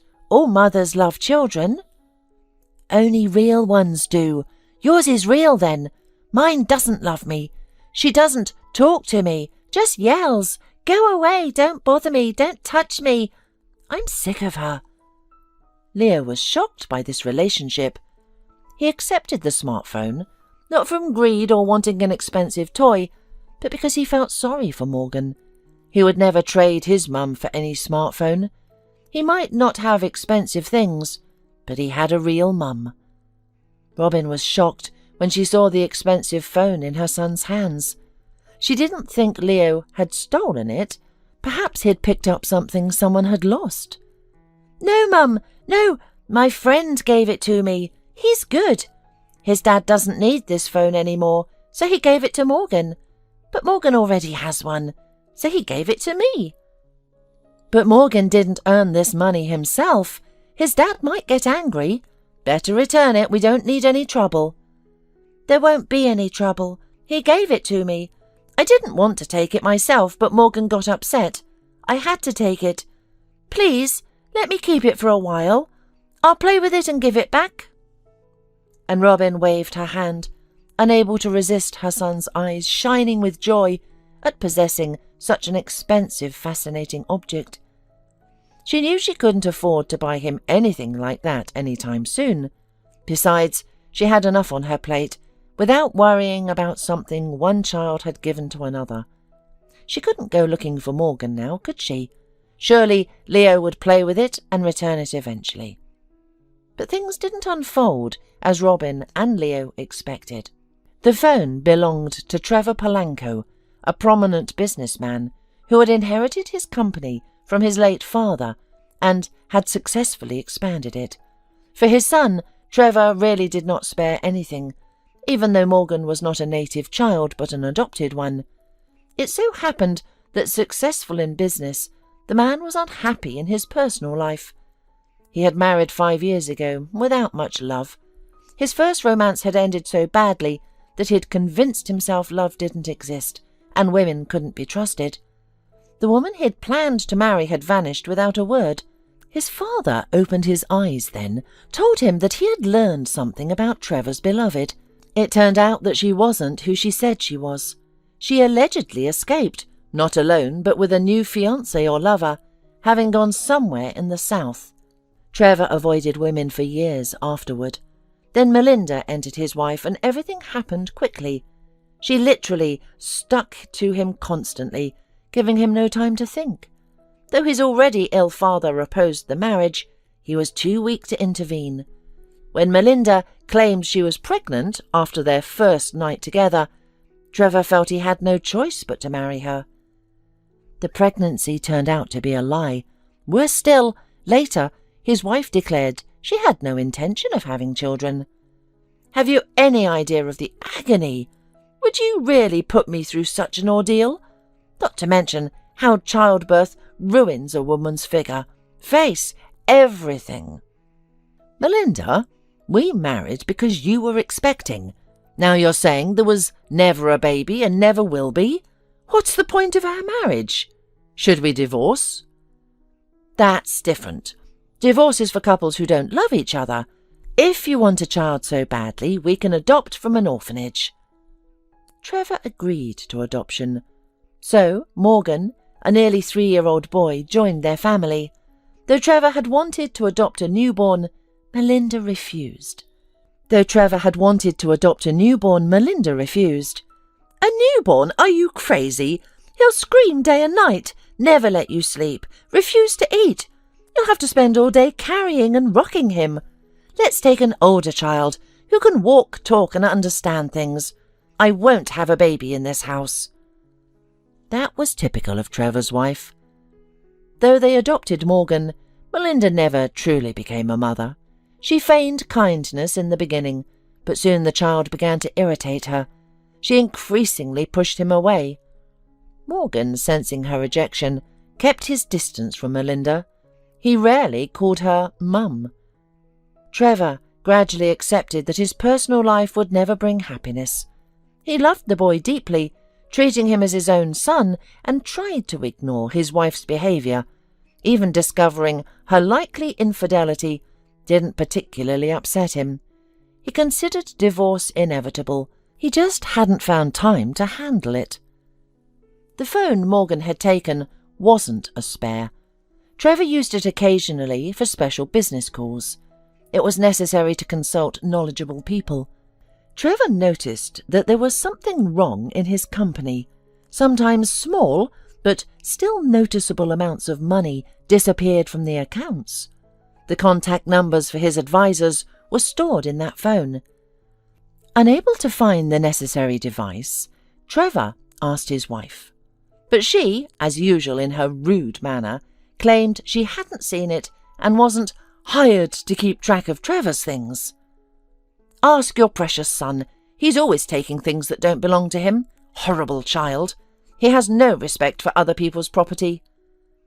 "Everything in this apartment is his too," Trevor snapped, exhausted by his wife's treatment of their son, whom they had adopted at her suggestion, no less. Her constant attacks on the little boy had worn his patience thin. Still, Trevor reasoned, if Morgan had taken the phone, it wasn't a criminal or serious matter. He called his son, asked about the phone, and the boy calmly said, "Yes, Dad, I took it. I thought you didn't need it anymore, since you have another new cool one." "No, Morgan, this won't do. Whether I need it or not, you should have asked me first, before taking other people's things. I hope you haven't broken it at least. Bring it here, I really need it now," Trevor said sternly.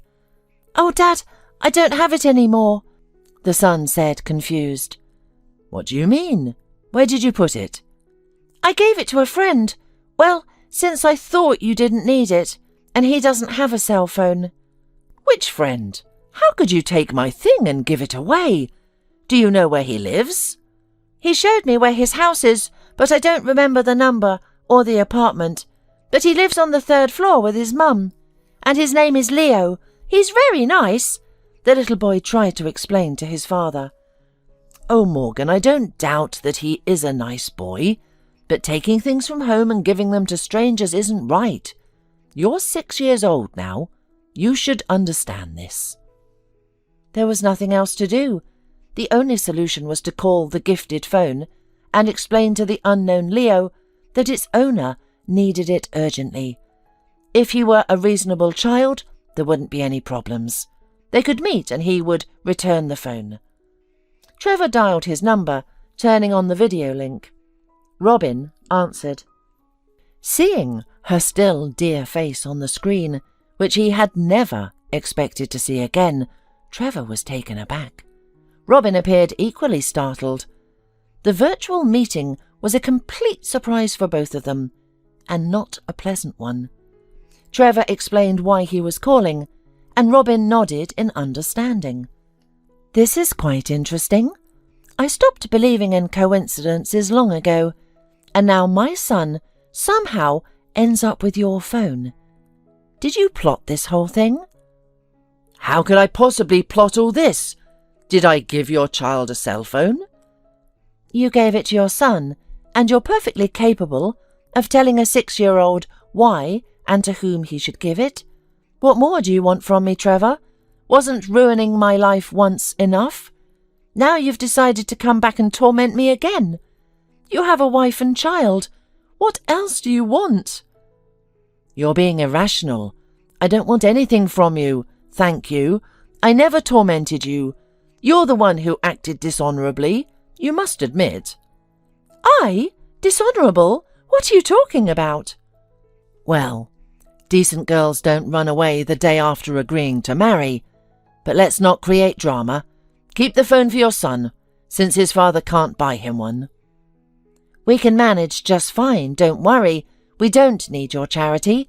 Come, take it away, or I'll throw it out," Robin blurted out, fighting back tears. "Do whatever you want with it. It would be better if you never reminded me of your existence." The conversation ended there. Robin handed the phone to her son. "Here, Leo, play, but it would be better if you didn't meet this Morgan any more." "Why, Mum? He's not bad, he's really nice. And who was that on the phone?" "Oh, I'll tell you later. I need to lie down and take a pill." Robin's chest tightened again as she thought about Trevor. Leo says Morgan is also 6, which means Trevor's father wasn't lying.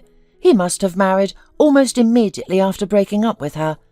Or perhaps he was already involved with that other woman who became his wife. Was this meeting really an accident? Possibly, but maybe it wasn't.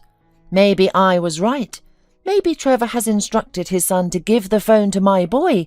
I wonder if he realizes Leo is my child.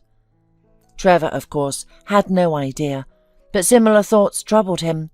So, Robin has a 6-year-old son. She left then, as my dad said, for the south, and presumably had this boy Leo with that man. The same Leo who's now friends with my Morgan. An accident, maybe. Trevor had seen Morgan playing in the playground many times. Maybe he had seen Leo too. They live nearby, so Robin still lives in that apartment she received after graduating from the orphanage. What does that mean? She found a fiancé without his own place?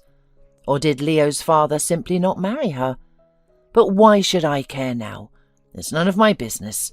It would be better if we never saw each other again. Even now my heart is racing after this conversation. Clearly nothing has been forgotten or resolved since Robin's cheating. As fate would have it, Melinda was sitting in the next room and overheard this conversation. It unsettled her.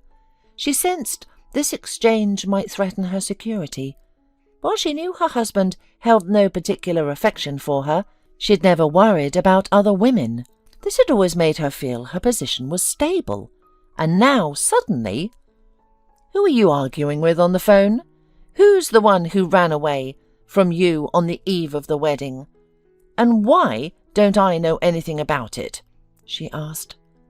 Because it doesn't concern you, Trevor answered sharply. And in general, don't eavesdrop on other people's conversations. Mind your own business. Better call your precious Sam. Yes. Trevor even knew the name of his rival, which came as a complete surprise to Melinda. What, Sam? What are you talking about? She shouted. You're the one who cheats, and then you dare accuse me. Tell me, who did you call? Who did you give that phone to? Get off my back! Why are you bothering me? I didn't call anyone, and I didn't give anyone anything. Trevor roughly pushed his wife out of his study and slammed the door. This was something new. He had never acted so rudely before. Melinda sensed trouble brewing and decided to act. First, she needed to find out who received that call. She pieced together the scenario. Her husband was looking for his cell phone, which his son had apparently taken and given to someone. Then her husband must have called this boy, encountered his mother, and recognized her as either a former or current girlfriend. How interesting. She had to find out who this mother was. Though her relationship with Morgan wasn't great, she decided to sweet-talk the boy to learn more. "Sonny, come here, let's talk," she called sweetly. The boy approached trustingly, and Melinda began her inquiry. "Tell Mummy, what did you and Daddy talk about? Did you give his phone number to someone?" "Yeah, to my friend. I didn't know Daddy would need it." "But luckily, he barely even got mad," he replied. "Of course. What's wrong with sharing a spare phone? Everyone does it. And this boy, you say he's nice. What's his name?" "Leo." "Does he come to the playground with his mum?" "No, she only picks him up sometimes when she comes from the store. He walks alone. We're big boys." "Of course you are. Has your dad talked to this mum? Have you seen them together?" "No, Dad didn't talk to her. I think he called her on his phone, the one he needed," Morgan explained. "Fine. Do you know where this Leo lives?" Melinda pressed. "I don't. Why do you want to know?" The child clearly didn't like this conversation. He was used to expecting the worst from his mum. "If I'm asking, I need to know. And I can tell you're lying. You must know where he lives. Is it in our building? Which apartment? Tell me. You can't lie to your mother." She grew more insistent. "I'm not lying. I really don't know. I've never been to his place. But he doesn't live in our building. He lives in another one." "Which building? Show me. It can't be far, if he comes to our playground." "It's not far. 4 houses down from ours. You can see it from the playground. It's grey, 5 stories high, and they live on the 3rd floor. But that's all I know." "Great," she said viciously, realizing that she wouldn't get any more information from the child. Still, it was enough for now. She pushed Morgan away as usual. "Go to your room, do whatever you want there, and leave me alone." Now, Melinda knew where this woman lived and on which floor. There was no need to check every apartment on the 3rd floor. She could learn more from the residents. Melinda went to the building to locate her targets. It proved surprisingly easy. The elderly woman on the bench told her exactly where the single mother lived with her young son Leo. Without hesitation, Melinda climbed to the right floor and rang the doorbell firmly.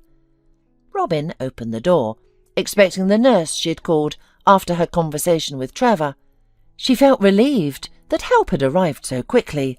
Her heart was still racing from that unexpected call. Instead, a stranger burst in, hurling accusations. "What do you think you're doing? Why are you chasing after other women's husbands?" Melinda demanded, hands on her hips. "What husbands? What are you talking about?" Robin asked, bewildered. She hated confrontation and arguments, and she felt terrible. "My husband, my Trevor. Why did you call him? What did you arrange with him? Listen here, you wretch. He doesn't want anything to do with you. He's my lawful husband. He married me, and he loves only me. He doesn't want to know you. Who would want to? A single mum, abandoned. We have a son. We've been together for years, and we want nothing to do with you." "I don't want to know anyone or cling to anyone. Go away, please. He's the one who called. I'm sorry. I can't talk to you. I'm not well. I'm waiting for the nurse." "Wait. You might not be waiting for anyone if you keep acting like this. You're wrong if you think I'll let you have my husband." "I don't want your husband," Robin said, leaning against the door jamb. Melinda realized the woman wasn't pretending. Her face had turned ashen, and she could barely stand. A boy emerged from the room and declared firmly, "Don't scold my mother. Here's that phone which Morgan gave to me. We don't need it.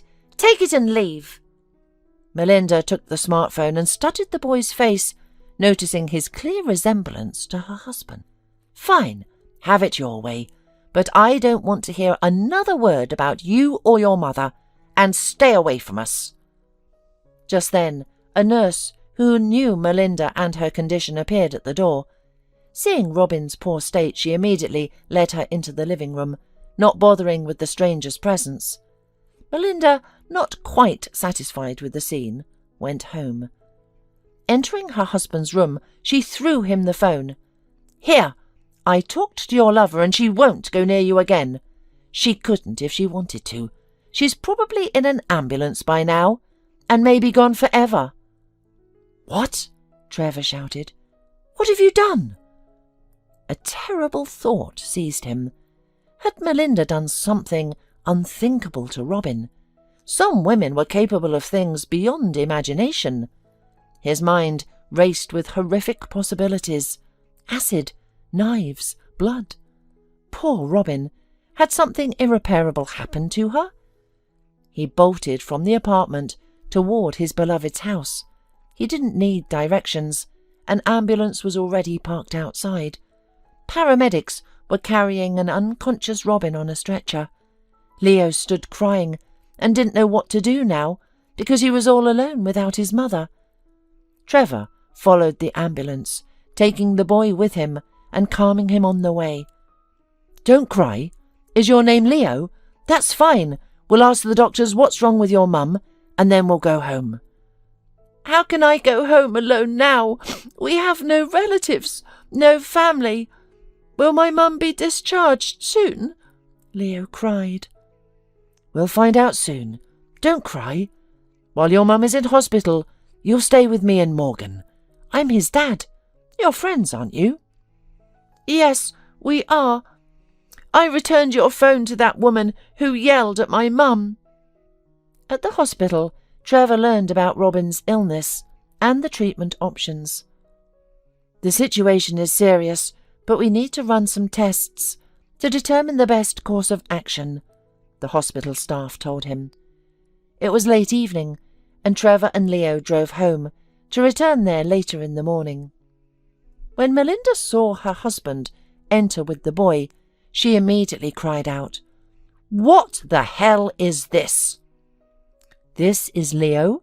He's staying with us while Robin's in the hospital," which happened after your visit, Trevor replied. "Well, well. So, you've decided to collect all the foundlings?" Why should he be brought here? Are you sleeping with his mother? That means nothing.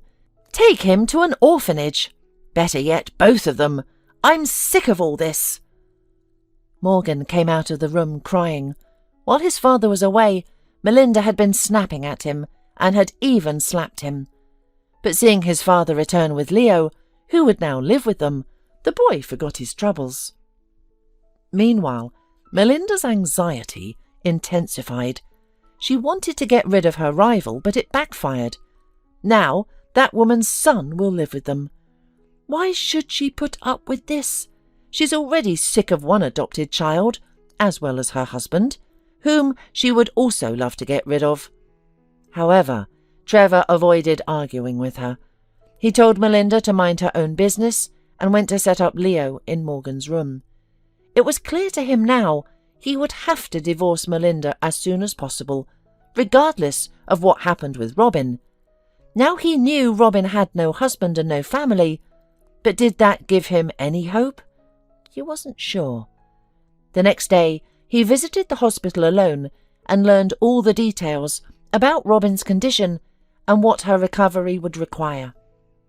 Unable to remain indifferent to the fate of his someday beloved woman, Trevor decided to pay for the operation.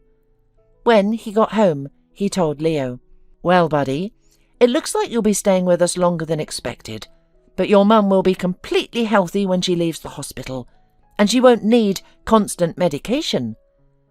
The boy was happy, though he missed his mother terribly and wished for her quick discharge. Melinda, however, wanted both orphan brats out of her home as soon as possible. "Melinda, you know what? You're the one who is going to be out of my house. I've finally come up with the decision to divorce. There's nothing keeping us together. You clearly have someone else, and I doubt our divorce will devastate you." But his wife thought otherwise. Robin's operation was successful, but recovery took time, and Leo continued living with Trevor. Everything was fine until both boys suddenly fell ill. Trevor got the young patients to the family doctor, and he assured the worried father that the boys would recover soon. "That's odd," said the doctor. "I've known you and your family for a long time. You and one of the boys have very rare blood. Oh, and by the way, he looks just like you. I'm talking about Leo. I heard you know his mother, so dare I say—" "What?" Trevor asked in astonishment. "Leo? My son? Well, I can't confirm it. It would require a DNA test. But you know, it looks like it." The doctor smiled. Trevor was struck to the core. His father deceived him. Robin didn't leave with some lover. She just went somewhere without telling him about the pregnancy, neither before nor after. To be certain, he took a DNA test and soon received an unequivocal answer. Leo was his son. This changed everything. He decided not to tell Melinda about his discovery, but she found the results herself and realized she had to act urgently. There was only one way: to eliminate Robin. Having both boys in their house wasn't that important anymore. The main thing was to prevent herself from ending up on the street. Her lover couldn't provide her such a good life. Melinda found out which clinic housed Leo's mother and went there. After the operation, Robin was in intensive care, where visitors weren't allowed. But Melinda knew how to negotiate.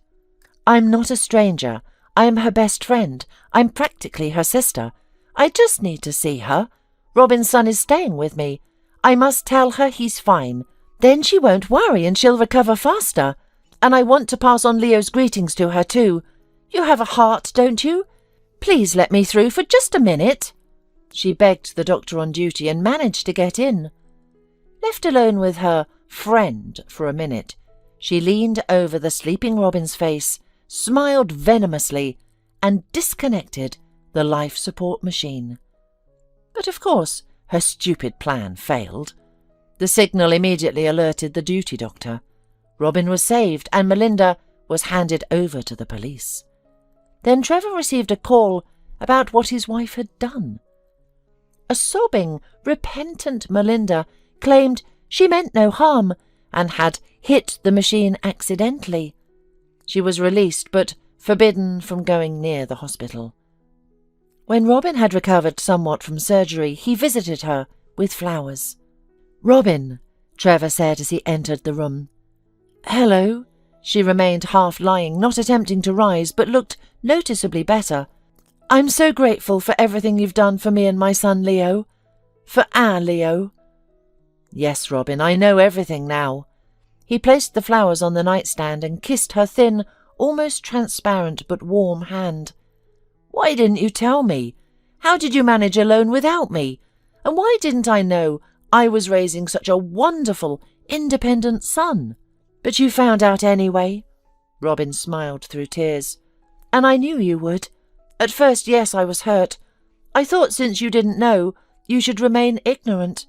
Then I realized how foolish that was. But it's over now and it's fine.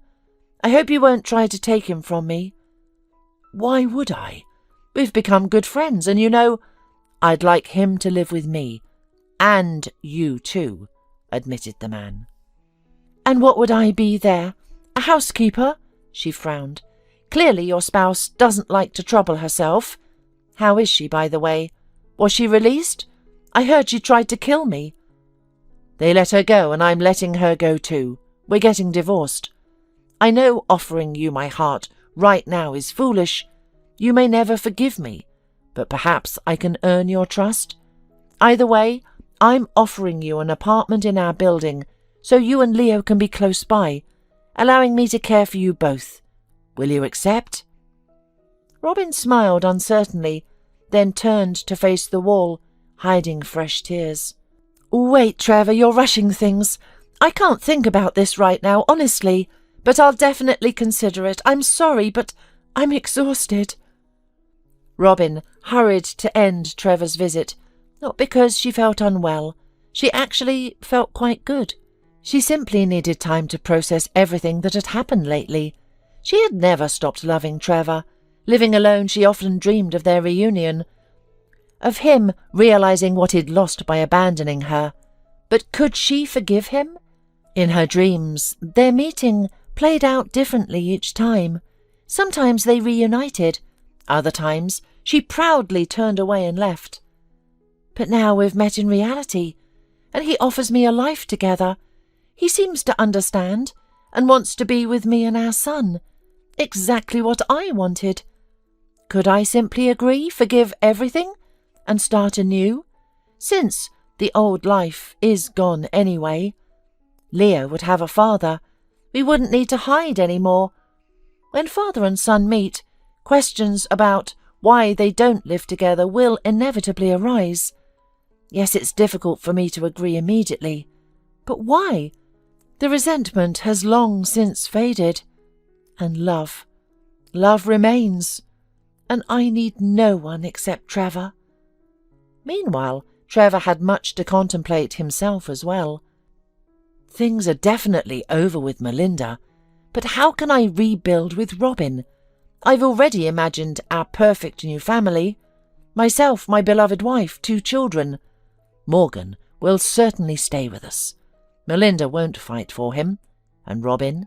If she agreed to marry me, she would surely accept both me and my son, even though he's not hers. But would she accept the man who once abandoned her? Soon, however, personal matters took a back seat to more pressing issues. Realizing divorce was inevitable, Melinda decided to act. When Trevor's parents learned of their son's engagement, they had insisted on a prenuptial agreement, which they drafted themselves. The groom, absorbed in his love at the time, barely noticed its significance. Melinda, too, had been overconfident. Shortly after the marriage, Trevor understood his father's wisdom. Now Melinda understood it too, but only as her husband seriously pursued divorce. The contract left her very little, especially since the divorce was her fault. And her fault was undeniable. Trevor had discovered her affair, caught her attempted murder plot, and she'd given him no children. True, there was Morgan, but Melinda wouldn't keep the child, even for support payments. She'd never managed to love the boy, who had always been nothing but a burden to her. A divorced woman with a child in tow? Unthinkable for her or Sam. She also doubted her lover would want her as a lonely poor woman, rather than a rich man's wife. But Melinda's calculating mind quickly found a solution. She cultivated the right connections within the company and gained trust. Before, she had arranged small fund diversions from her husband's accounts, nothing that caused major losses. Now she regretted her modesty. She had been wasteful, spending everything on clothes, jewellery, and Sam. After the divorce, what would remain? A pile of clothes, some trinkets, nothing more? Would Sam even continue their relationship? Melinda harboured no illusions about her lover's feelings. Having escaped one criminal case, Melinda decided to attempt another. She managed to drain all of her husband's accounts before vanishing abroad with her lover. They fled before the police could investigate, feeling satisfied and justified in their revenge against her tyrannical husband, who had allegedly kept her prisoner. At least, that's how they rationalised their actions. When Trevor discovered he had been left with nothing, he remained surprisingly untroubled. He was happy. He and Robin had finally spoken openly with each other and realised their separation had been a tragic mistake. Their reconciliation came naturally. They both wanted to be together and create a real family. Their love had endured, and old grievances seemed pointless after everything they'd been through since their separation. The children adapted well to the change. When Leo learned he would now have both a father and a stepbrother, he revealed he already thought of Morgan as his brother and Trevor as his father. The transition was perhaps harder for Morgan, who had struggled with maternal relationships, but meeting Robin showed him that not all women would reject him. Under his new mother's care, the boy's guarded heart began to soften. When Trevor introduced Robin and told Morgan to call her Mum, he complied, out of habitual obedience to his father. Initially, Morgan's use of Mum carried no emotion, but within a month he asked Robin, "Will you be my real mum?" "Of course, dear," Robin replied, kissing his cheek. "If it stays like this, I couldn't be happier," Morgan exclaimed. The family truly became complete. Trevor and Robin married in a modest but heartfelt ceremony. After declaring bankruptcy, Trevor sold his company without haggling over the price. He paid his employees their remaining wages and felt relieved to shed the burden of responsibility. He accepted he might never recover his losses and chose not to dwell on it. Unwilling to remain idle, he soon took an entry-level position at another company. Despite his past as a successful businessman, he accepted a humble role. Though rumours of his company's bankruptcy had damaged his reputation, Trevor remained optimistic, relying on his knowledge and experience. His dedication paid off. Within a year, he had risen to senior management, and the family's financial security was restored. No one dwelled on past wealth or previous circumstances. They had begun anew, leaving the past behind. A year after the wedding, Robin shared joyful news with her husband and children. Their family would soon welcome one more little person. While Trevor rejoiced, he also felt concerned, remembering Robin's health problems. "Listen, Robin, will this be safe for you? You've had such serious heart problems." "They've been resolved. Don't worry. I've already consulted all the right doctors and they say there shouldn't be any complications. I'm sure everything will be fine. Besides, our boys could use a little sister. Though another brother wouldn't be bad either, don't you think?" "Agreed. Either would be wonderful. I just worry about you." You don't need to. Just stay positive and everything will be fine, Robin smiled.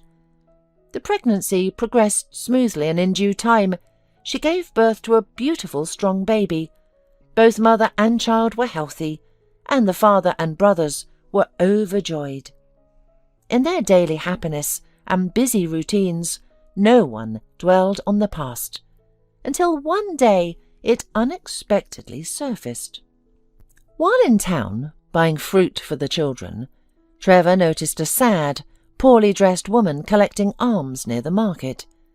He might never have recognized this vagrant as Melinda, but when she lifted her head to adjust her headscarf, he saw his ex-wife instantly. Melinda didn't notice him. She barely glanced at passers-by, focusing only on her collection box, where sympathetic souls dropped coins. Who gave didn't matter to her. She cared only about gathering enough money for another drink. Would she manage to numb herself tonight? Indeed, she had much to forget, though not her past happy life with her husband, or how she'd robbed him when she fled. She considered those mere trifles. Other memories haunted her: her escape with her beloved to a warm country, their seemingly blissful time at an overseas resort. Then came that terrible day when she discovered Sam was dividing his attention between her and countless other women, with less and less time for Melinda. While she still had money, she announced to Sam her intention to return home. "Are you crazy? You'll be imprisoned there immediately." Sam tried to stop her. "What do you care? If they put me in jail, I'll sit there. Nobody will touch you. We'll see how the girls throw themselves at you when you're left with nothing." Sam tried to object, argue, persuade, and even threaten her. Then he apparently made another decision and simply disappeared one day, vanishing just as she had once done to Trevor, taking everything she owned. What could a poor woman do in a foreign country? She couldn't even go to the police. And what would she tell them anyway? She had no choice but to sell her last possessions and return to her hometown alone. For a while, she clung to a desperate hope that Sam would return, but of course he never did. Wandering the city without money, housing, relatives, or friends, she realized her situation was hopeless. She even began to wish someone would arrest her and put her in prison. At least that would be a way out. But it turned out no one was looking for her or planning to prosecute her. No one needed her or cared about her at all. She spent some time drifting between different men, mostly those living on society's margins. She drank heavily, and eventually only one option remained: sitting near the market, collecting coins for her next drink. Trevor didn't know all the details of her life after her escape, nor did he want to. He felt some pity for Melinda, but not much. After all, she had brought this on herself. He didn't approach her, greet her, or try to talk. He simply bought some groceries, left the bag beside her, and walked away. At home, he decided not to mention this encounter. His family didn't need to know about this woman. He himself wished he didn't know either.